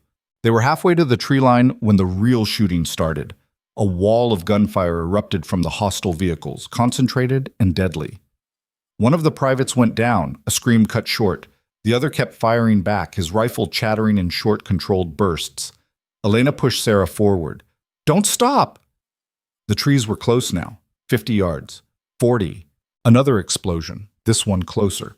One of the convoy vehicles going up in flames. The shockwave knocked Elena off her feet and she hit the ground hard, air driven from her lungs. She rolled, gasping, and saw Sarah standing frozen in the open, staring at the burning vehicle. Sarah, run! The woman didn't move. Elena forced herself up and sprinted back, grabbing Sarah by the arm and dragging her forward. They crashed into the tree line together, branches tearing at their clothes, and collapsed behind a fallen log. The surviving private made it in seconds later, blood streaming from a cut on his forehead. The other hostages were scattered, 3 of them nearby, 1 missing. Where's the other one? Elena asked. The private shook his head. Didn't make it. Elena's chest tightened, but she pushed it down. No time for that now. She checked her ammunition. 1 magazine left, maybe 20 rounds. The private had 2. Not enough. The gunfire outside had stopped. Elena risked a glance over the log. The convoy was in ruins, 2 vehicles burning, the others riddled with bullets. Bodies lay scattered on the ground. She couldn't tell if they were soldiers or hostiles. Then she saw him, the bearded man walking through the wreckage with a rifle slung over his shoulder, calm, unhurried, like he was surveying property he already owned. He stopped near the transport and looked directly at the tree line. Lieutenant Whitaker, he called out, I know you're in there. This can still end peacefully. Send out the woman and the rest of you walk away. Elena didn't respond.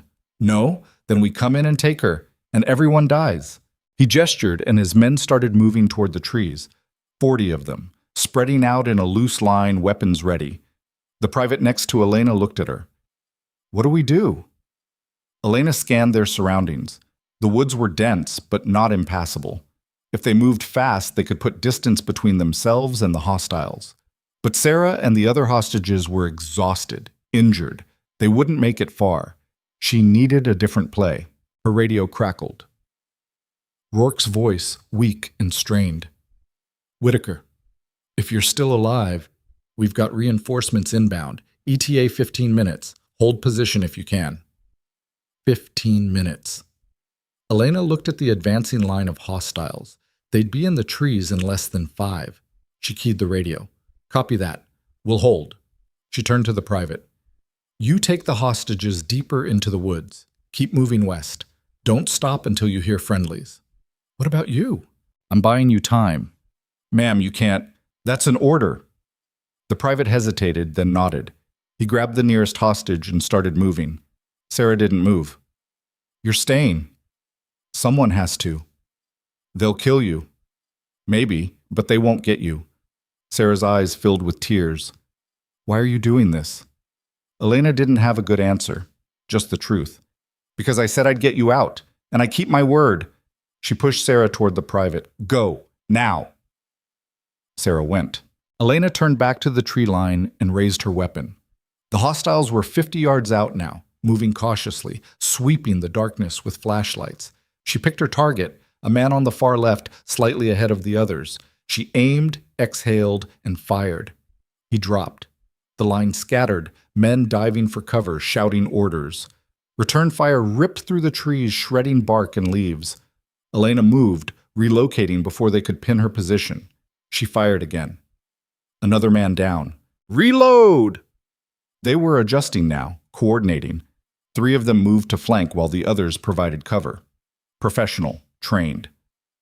Elena shot the closest flanker. He stumbled but didn't go down, retreating behind a tree.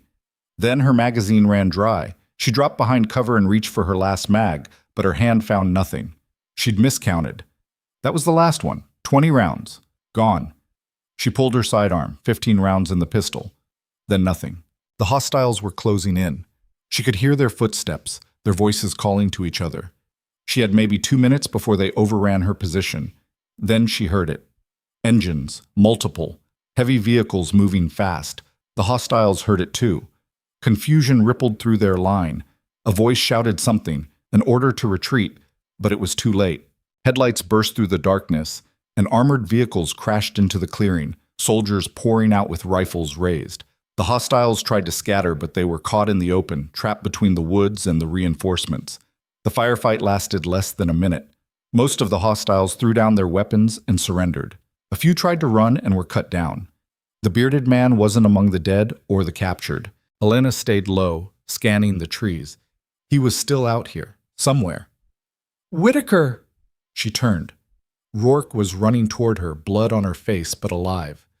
You okay? Where is he? Elena asked. Who? The bearded man, the one in charge. Rourke shook her head. We didn't see him. Elena's stomach dropped. He was here, right here. Then he's gone now. Rourke grabbed her arm. Come on, we need to get you checked out.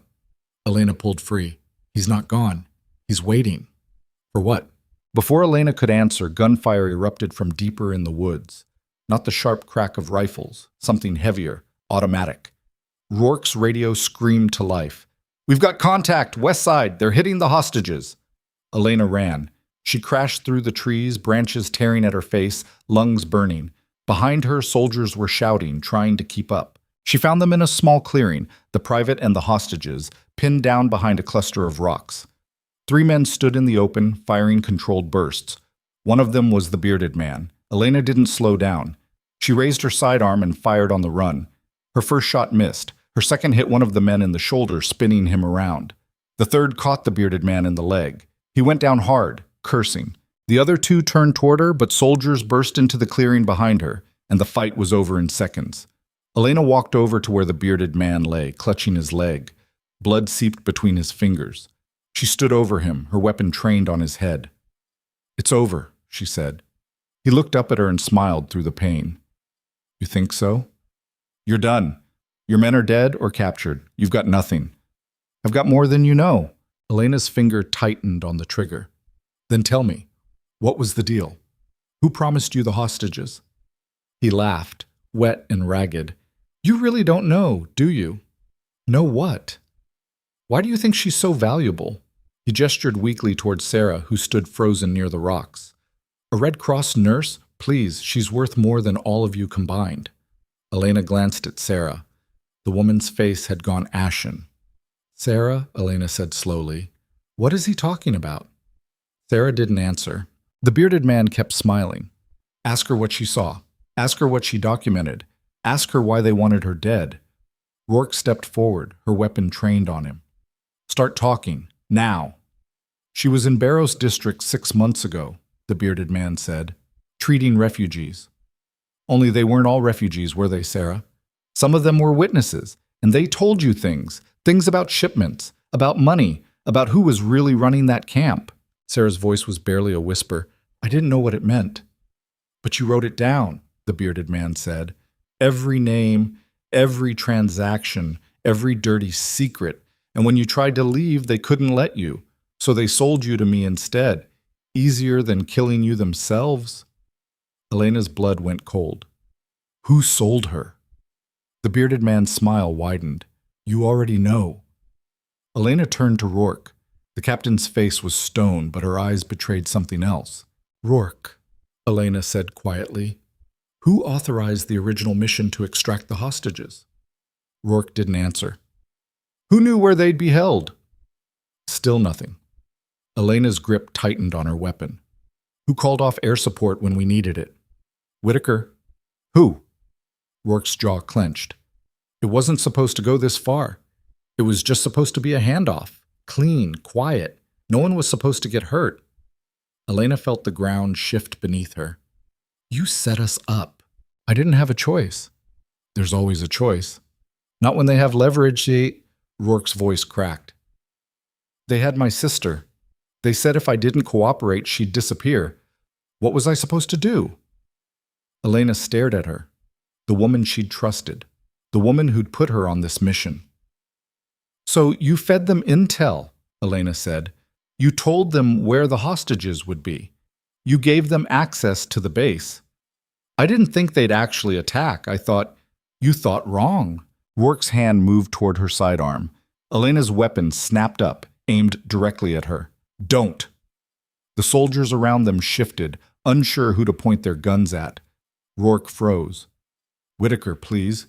My sister is probably already dead, Elena said coldly. That's how these people work. You know that. Tears streamed down Rourke's face. I had to try. And now how many people died because you did? Rourke didn't answer. Elena lowered her weapon slightly. Drop your sidearm, slowly. Rourke hesitated, then complied. The weapon hit the ground with a dull thud. On your knees. Rourke knelt. Elena turned to the nearest soldier. Detain her. She's under arrest for treason and conspiracy. The soldier moved forward, pulling zip ties from his belt. The bearded man laughed again. You think this ends with her? She's just a pawn. The real players are still out there, and they're not going to stop. Elena crouched down beside him. Then I'll find them too. You can try, but you're out of your depth, Lieutenant. This goes higher than you can imagine. Then I'll imagine harder. She stood and walked away, leaving him bleeding in the dirt. Sarah was sitting on the ground now, her face buried in her hands. Elena knelt beside her. What did you document? Elena asked gently. Sarah looked up, her eyes red. Everything. Names, routes, bank accounts. I didn't understand what I was looking at until it was too late. They were using the refugee camp as a front, smuggling weapons, selling information, and some of the people involved. She stopped, shaking her head. You wouldn't believe me if I told you. Try me. Sarah pulled a small USB drive from her pocket. It's all here. Every file, every name. I kept it hidden. I thought if I could just get it to someone who could do something. Elena took the drive. You did. Now let me finish it. Sarah nodded, exhausted. Elena stood and looked around the clearing. Bodies, blood, chaos. And somewhere in the distance, sirens, real backup, finally arriving. She walked over to where Rourke knelt, zip-tied and broken. Was it worth it? Elena asked. Rourke didn't look up. I don't know anymore. Elena turned and walked away. By the time the federal agents arrived 2 hours later, the scene was secure. The hostiles were in custody. The wounded were being treated. Rourke was in the back of a transport, awaiting transfer to a military prison. General Voss arrived just before dawn, stepping out of a black SUV with Colonel Harding beside him. His face was carved from granite. He found Elena sitting on the bumper of an ambulance, a medic wrapping a cut on her arm. Lieutenant Whitaker, Voss said. She stood. Sir? Hell of a night? Yes, sir. He looked past her at the wreckage, the bodies, the chaos, then back at her. Captain Rourke's been taken into custody. She'll face a court-martial. Full investigation into everyone involved. He paused. We're going to need your statement, everything you saw, everything you know. I'll provide it. Good. He studied her face. The offer I made you still stands. Command of the new Rapid Response Unit. After this, you've more than earned it. Elena didn't answer right away. She looked at Sarah, sitting in another ambulance, wrapped in a blanket. The woman caught her eye and nodded. A silent thank you. Elena turned back to Voss. I'll take it, but I want full authority. No interference, no politics. Done. And I want the names, everyone involved in what happened here. Voss's eyes narrowed. Some of those names might surprise you. I'm counting on it. He almost smiled. Then welcome to the fight, Lieutenant. He walked away, leaving Elena standing in the cold dawn light. She pulled out the USB drive Sarah had given her and turned it over in her hand. Such a small thing. But inside it, the power to bring down empires. She slipped it into her pocket and looked toward the horizon, where the sun was just starting to rise. Somewhere out there, the people responsible were watching, waiting, thinking they were safe. They weren't. And Elena Whitaker was coming for them. Her phone buzzed. She pulled it out, expecting another message from an unknown number. It wasn't. It was from Silvergate Medical Center. From Amy. I don't know if you'll see this, but they're shutting down the ER. Investigation found systemic failures. Dr. Holloway's been arrested for falsifying records. They're asking about you, wondering if you'll come back and help rebuild. I told them I'd ask. Will you? Elena stared at the message for a long time. Then she typed a single word. No. She hit send and pocketed the phone. She wasn't going back. Not to Silvergate, not to the person she'd been. That version of Elena Whitaker. The one who kept her head down, who let people underestimate her, who tried to fit into a world that didn't want her, was gone. What remained was something else entirely, something dangerous. And the people who'd made the mistake of pushing her too far were about to find out exactly what that meant. She turned and walked toward the command tent, where Voss and Harding were already planning the next move. Behind her, the sun continued to rise, painting the sky in shades of fire. And in her pocket, the USB drive felt like it was burning a hole straight through to her skin, because she'd just realized something. One of the names on Sarah's list, one of the people involved in the conspiracy, was someone she recognized, someone who'd been at the base during the attack, someone who was still out there, still free, still thinking they'd gotten away with it. Elena's jaw tightened. Not for long. Elena didn't sleep that night. She sat in a borrowed office at the forward operating base, the USB drive connected to a secure laptop, scrolling through files while the sun climbed higher outside the window. Names, dates, wire transfers, shipping manifests, all meticulously documented by Sarah during her 6 months in Barros District, each entry a thread in a web that stretched far beyond a refugee camp and a group of armed zealots. Most of the names meant nothing to Elena. Bureaucrats, mid-level officials, people she'd never heard of and would probably never meet. But 3 names stood out. The first was Captain Iris Rourke, already in custody, already finished. The second was a logistics coordinator named Marcus Vega, stationed at Joint Base Lakewood. He'd been authorizing supply shipments to the camp, shipments that Sarah's records showed never contained medical supplies or food. Just crates marked agricultural equipment that weighed far too much and were handled far too carefully. The third name made Elena's blood run cold. Major Lucas Bennett, Special Operations. The man who'd sat in the briefing room and told her this mission didn't exist. The man who'd known exactly where the hostages would be. The man who'd authorized the convoy route that led them straight into an ambush. Elena stared at his name on the screen, her jaw tight. She pulled out her phone and called Colonel Harding. He answered on the second ring. Whitaker, it's 0600. This better be important. Bennett's dirty. A pause. Explain. Elena told him everything. The files, the transactions, the pattern of coordination between Bennett and the hostile group. When she finished, Harding was silent for a long moment. You have proof? He asked finally. Digital records. Sarah Mitchell's documentation. Enough to bury him. Where is Bennett now? I don't know, but he knows we recovered the hostages. He knows Rourke's in custody. If he's smart, he's already running. Then we find him before he does. Harding's voice hardened. Send me everything you have. I'll brief Voss. We'll lock down the base and issue an arrest warrant. He won't be on the base. Then where? Elena thought about it. Bennett was smart, trained. He'd have an exit strategy planned long before things went sideways. He wouldn't run somewhere obvious. He'd go somewhere he had leverage, somewhere he could disappear, or somewhere he could make one last play. Sarah's records, Elena said slowly. She documented a safe house, Barrows District, East Side. Bennett used it as a meeting point with the hostile leadership. If he's running, he might go there first. Destroy evidence, tie up loose ends. You think he'd be stupid enough to go back into hostile territory? I think he's desperate enough. Harding swore under his breath. I'll get authorization for a raid, 2 hours, maybe 3. That's too long. He'll be gone by then. Whitaker, you are not going after him alone. I'm not planning to. She hung up before he could argue. 20 minutes later, Elena was in a transport heading south with Cross, Mills, and Hayes. Kane was still recovering, but the rest of her team had volunteered the moment she'd asked. No questions. No hesitation. Mills drove. Cross rode shotgun, checking her gear with practiced efficiency. Hayes sat in the back beside Elena, his hands shaking slightly as he loaded magazines. You okay? Elena asked quietly. Hayes nodded, not looking up. First time I killed someone, back in the woods. I keep seeing his face. That doesn't go away. Does it get easier? Elena thought about the bodies she'd left behind over the years, the faces she still saw when she closed her eyes. No, she said. But you learn to carry it. Hayes looked at her. How?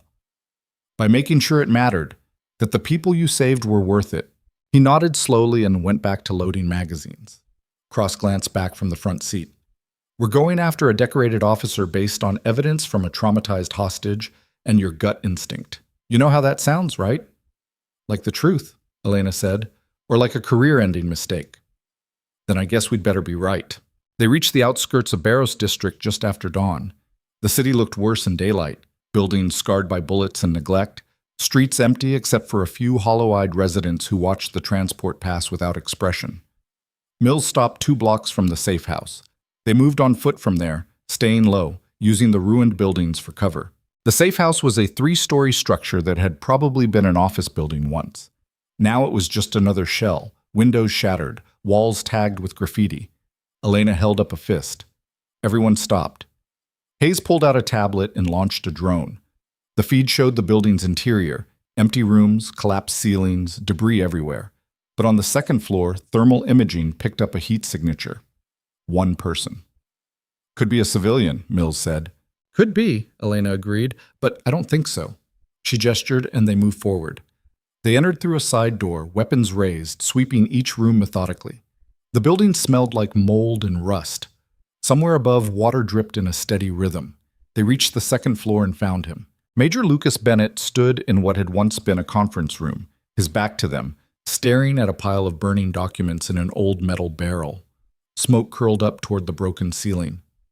That's far enough, Elena said. Bennett didn't turn around. I was wondering how long it would take you. Put your hands where I can see them. He complied, raising them slowly. Then he turned. He looked tired, older than Elena remembered. His uniform was rumpled, his face unshaven. You should have stayed out of this, Whitaker. You should have stayed clean. Bennett laughed, a bitter, hollow sound. Clean. That's rich coming from someone who spent half her career in black ops. I never sold out my own people. Didn't you? He gestured at the burning barrel. Every mission you've been on, every target you've hit. You think those orders came from saints? You think the people giving you commands weren't making deals, cutting corners, sacrificing pawns to protect the king? That doesn't justify what you did. No, but it explains it. He lowered his hand slightly. Cross's finger tightened on her trigger, but Elena held up a hand. Why? Elena asked. You had everything. Rank, respect. Why throw it away? Bennett's jaw tightened. Because respect doesn't pay for medical bills when your kid gets sick. Rank doesn't keep the bank from foreclosing on your house. I did 20 years for this country, and when I needed help, they told me to file paperwork and wait. So you sold weapons to terrorists. I facilitated transactions. There's a difference. Not to the people who died. Bennett's eyes hardened. You think you're better than me? You've killed more people than I ever sold guns to. At least I got paid for it. Elena stepped closer. The difference is, I can sleep at night. Can you? He smiled, but there was no humor in it. Or do you see their faces too? She didn't answer. Bennett looked past her at the team. You're not taking me in. You know that, right? You don't have a choice. Everyone has a choice. His hand moved toward his sidearm. 3 weapons snapped up instantly. Elena's, Cross's, Mills's. Don't, Elena said. Bennett froze, his hand hovering over the holster. What's the plan here, Whitaker? You arrest me, drag me back, put me on trial. You think that'll fix anything? The people I worked with are still out there, still making deals, still playing the game. Then I'll find them too. You'll try, and maybe you'll get a few, but there's always more, always another name on the list. You can't win this. Maybe not, but I can start. Bennett's hand moved another inch toward his weapon. Cross fired first. The shot hit him in the shoulder, spinning him around. He hit the ground hard, clutching the wound, blood seeping between his fingers. Elena moved forward and kicked his sidearm away. Then she knelt beside him. You're going to live, she said. And you're going to talk. Every name, every transaction, everything. Bennett laughed through the pain. You really think they'll let me? I'll be dead before I ever see a courtroom. Then you'd better hope we keep you alive. She stood and gestured to Mills. Get him stabilized. We're moving in 5. Mills pulled out a med kit and started working. Bennett hissed in pain but didn't resist. Hayes moved to the burning barrel and pulled out what was left of the documents. Most were ash, but a few fragments remained, enough to see account numbers, coordinates, partial names. Think we can recover anything? He asked. Doesn't matter, Elena said. We have Sarah's files. This was just him trying to cover his tracks. She walked to the window and looked out at the city. Somewhere out there, more people were making more deals. More conspiracies were being born. More blood was being traded for money. Bennett was right about one thing. She couldn't stop all of it. But she could stop some of it, and sometimes that was enough. By the time they got Bennett back to Joint Base Lakewood, federal agents were already waiting. They took custody immediately, hauling him away in handcuffs while cameras flashed and reporters shouted questions. Elena watched from a distance, her face impassive. General Voss approached, his expression unreadable. Hell of a catch, Lieutenant. Just doing my job, sir.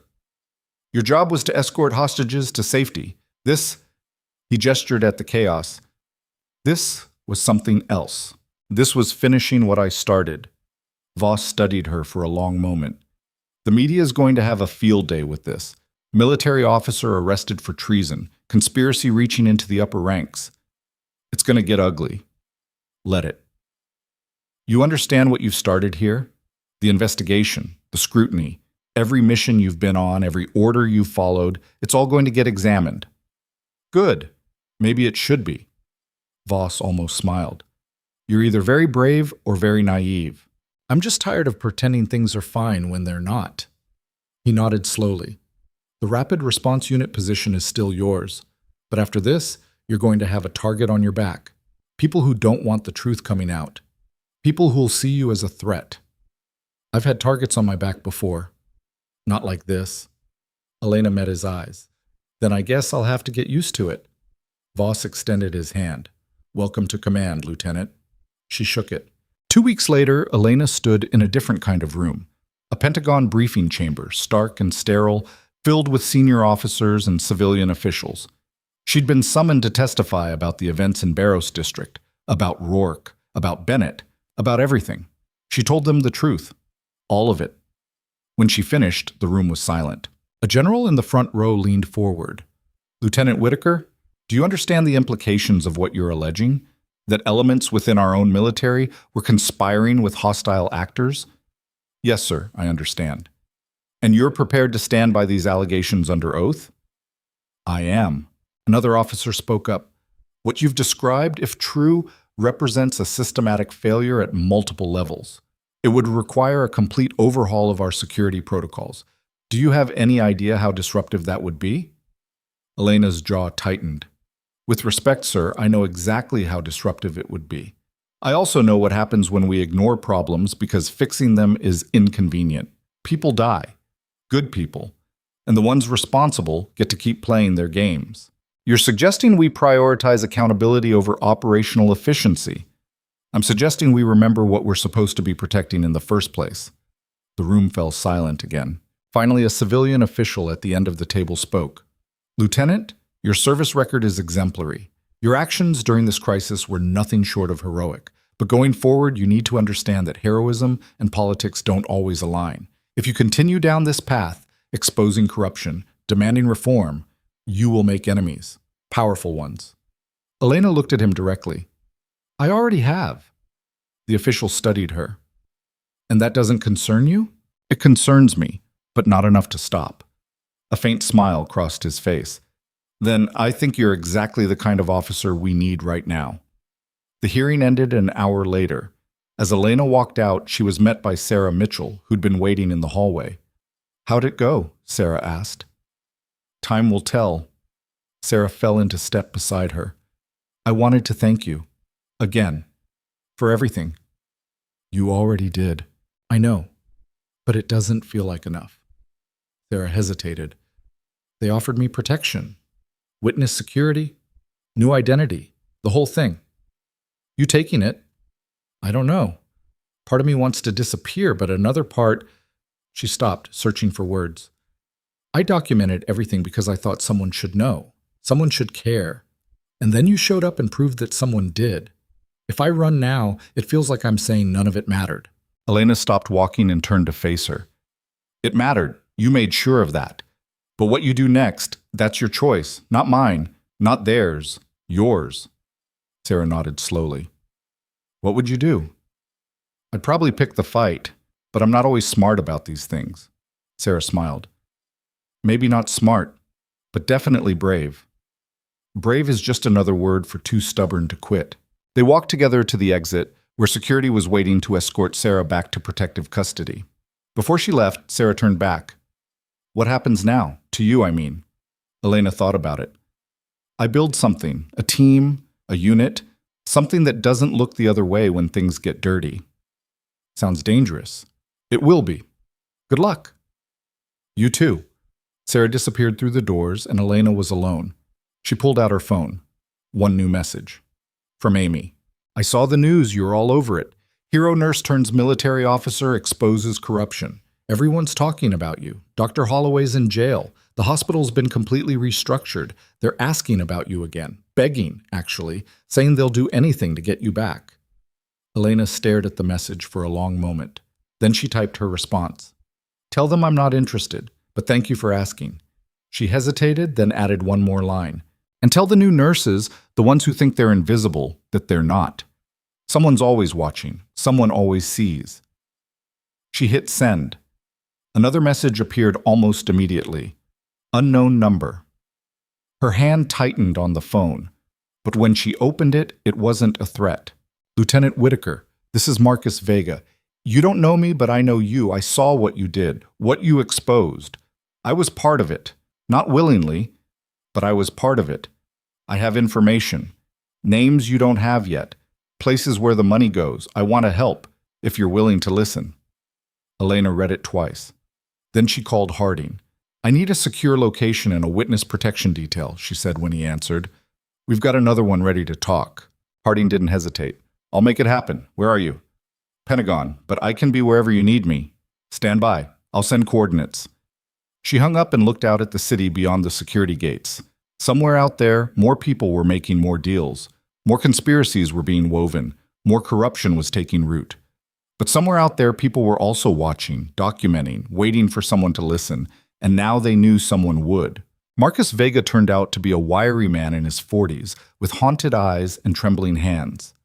Elena met him in a safe house outside Baltimore, a nondescript apartment in a nondescript building where federal marshals stood guard outside the door. He sat across from her at a small table, a laptop open between them, and told her everything. He'd been part of the supply chain for 3 years. Started small, doctoring manifests, redirecting shipments, looking the other way when crates didn't match their documentation. He told himself it was harmless.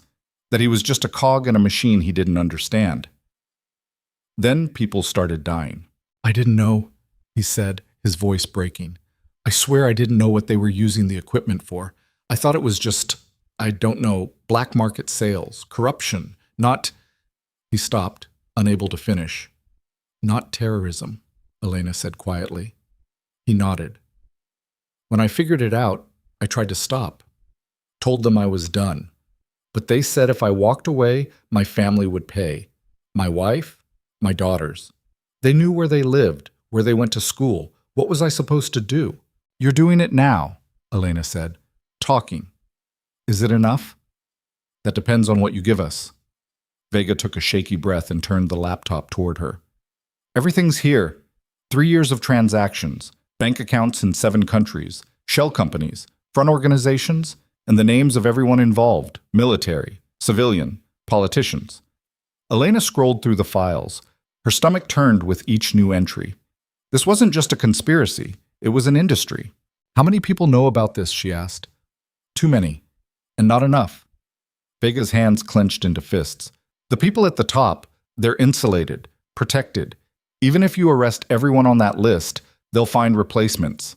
The system's designed to keep running no matter who goes down. Then we break the system. Vega looked at her like she'd just suggested flying to the moon. You can, it's too big. Maybe, but I can make it smaller. She copied the files onto a secure drive and stood. Thank you for this. What happens now? Now you disappear. New names, new lives, you and your family, and you never look back. And them, the people on that list? Elena's jaw tightened. They get what's coming to them. 3 months later, Elena stood in a hangar at Joint Base Lakewood, watching her team run drills. Cross was barking orders at a group of new recruits. Mills was calibrating equipment. Hayes was setting up a communications array. Kane was back on his feet, moving slower but steady. They'd grown. 15 people now. Handpicked, vetted, ready. General Voss walked in, hands clasped behind his back. Impressive. They're getting there, Elena said. I read your mission proposals. Ambitious. You said I'd have full authority. I did, and I meant it. He turned to face her. But I need to know you're ready for what's coming. The investigations, the trials. Bennett's already naming names. Vega's testimony is opening doors we didn't even know existed. This is going to get worse before it gets better. I know. And you're prepared for that? Elena watched her team, her people, moving with purpose and precision. People who'd followed her into hell and come out the other side. People who believed in something more than just orders. I'm prepared to see it through, she said. Voss nodded. Good. Because we need people like you. People who don't look away when things get uncomfortable. Is that a compliment or a warning? Both. He left without another word. Elena stayed, watching her team. Cross caught her eye and gave a short nod. Mills raised a hand in acknowledgement. Hayes flashed a nervous smile. Her phone buzzed. Another message, this time from a number she recognized. Colonel Harding. Bennett's plea deal went through. Full cooperation in exchange for reduced sentence. He's already given us 12 new names. Federal prosecutors are moving fast. This is going to be bigger than we thought. Elena typed back. Good. Let it be big. Let everyone see what happens when you sell out your own. Harding's response came seconds later. You're going to make a lot of enemies. I already have. She pocketed the phone and walked across the hangar to where Cross was briefing the new recruits. Listen up, Cross was saying. This unit doesn't work like regular military. We don't follow orders blindly. We ask questions. We verify. We make sure what we're doing is right. And if it's not, we push back. Anyone uncomfortable with that can leave now. No one moved. Cross smiled. Good. Then let's get to work. Elena stepped forward. The recruit straightened, attention snapping to her. You're here because someone saw something in you, Elena said. Saw that you wouldn't look away when things got hard. Wouldn't compromise when it mattered. That's rare. Hold on to it. She looked at each of them in turn. The people we're going after, the ones hiding behind rank, behind bureaucracy, behind systems designed to protect them, they count on you giving up. They count on you getting tired, getting cynical, getting quiet. She paused. Don't give them that satisfaction. The recruits nodded, their faces set with determination. Elena stepped back and let Cross continue the briefing. As she walked toward the exit, Kane fell into step beside her. "Hell of a speech," he said. "Think they believed it?" "I think they needed to hear it." He glanced at her. "You okay?" "Why wouldn't I be?" "Because 6 months ago you were trying to disappear. Now you're leading a crusade." Elena stopped walking. "Is that what this is? Isn't it?" She thought about Silvergate Medical Center, about Dr. Holloway's face when security dragged her out, about standing in that parking lot, invisible and dismissed. She thought about the hostages, the convoy, the burning helicopter, Rourke's betrayal, Bennett's arrest. She thought about every person who'd ever looked past her, through her, like she wasn't worth noticing. "Maybe it is," she said quietly. "But if it is, it's one that's been a long time coming." Kane nodded. "Then I'm glad I'm on your side." "You sure about that?" "Voss is right. This is going to get ugly." "I've seen ugly before. So have you. We're still standing." Elena almost smiled. "For now." "For now's all we've got."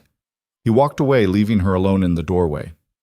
Elena looked back at the hangar one more time, her team, her people, her purpose. For years, she'd kept her head down, stayed quiet, let people underestimate her because it was easier than fighting for recognition. But that version of herself was gone. What remained was someone who'd learned that being underestimated wasn't a weakness, it was a weapon. That being dismissed gave you room to move, that being invisible meant you saw things others missed, and when the moment came to step into the light, you did it on your own terms. Not asking for permission, not waiting to be noticed, just showing everyone exactly who you'd been all along. 6 weeks later, the first major trial began. A federal courtroom in Washington, D.C., packed with reporters, lawyers, and spectators. The defendant was a brigadier general who'd been coordinating weapons shipments for 5 years. Vega's testimony put him at the center of the network. Bennett's statements corroborated it. Sarah's documentation sealed it. Elena sat in the back row, watching. The general's lawyer tried everything, challenged the evidence, attacked the witnesses, argued procedural violations. None of it worked. The jury deliberated for 3 hours, guilty on all counts. The courtroom erupted.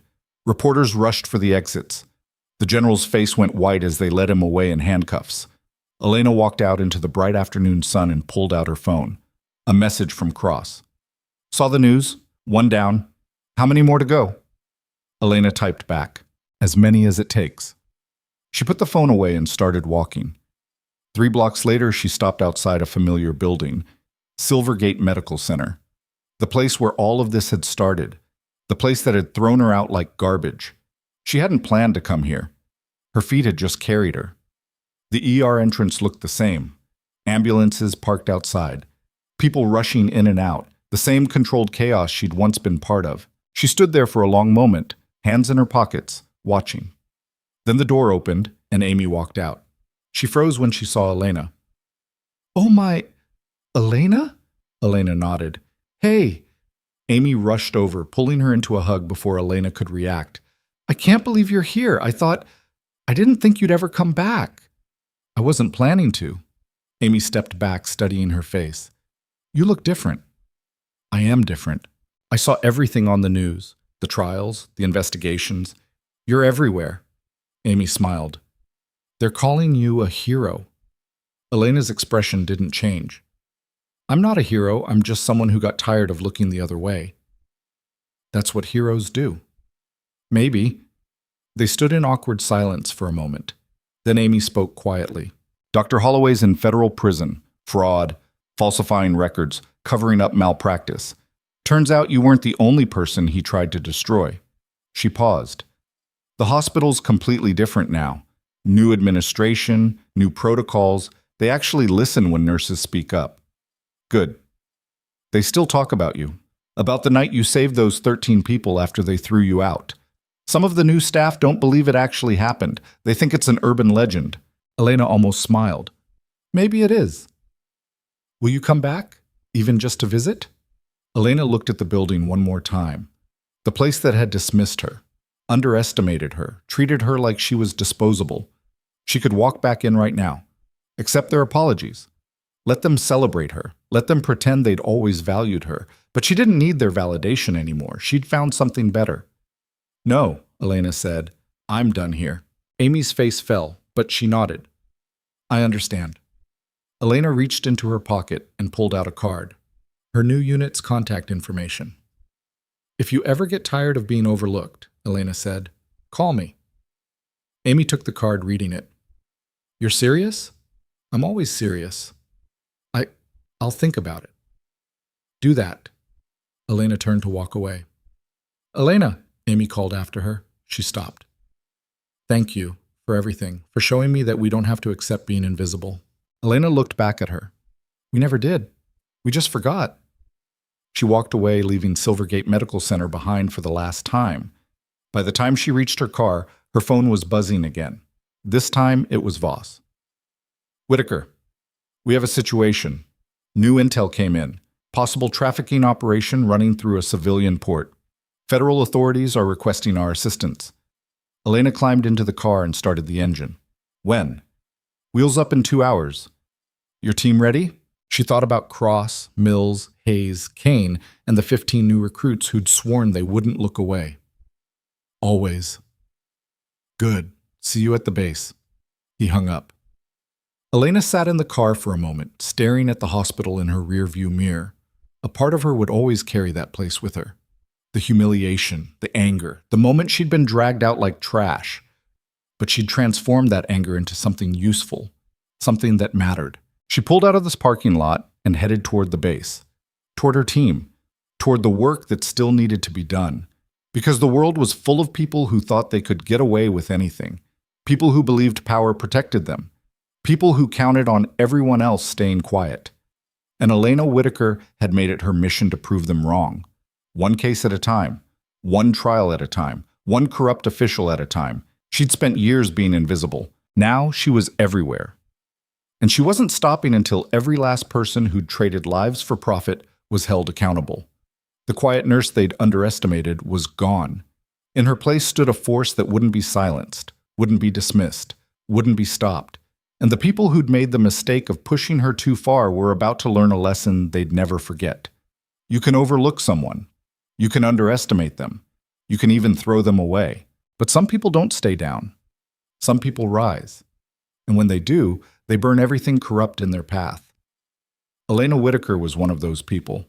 And she was just getting started.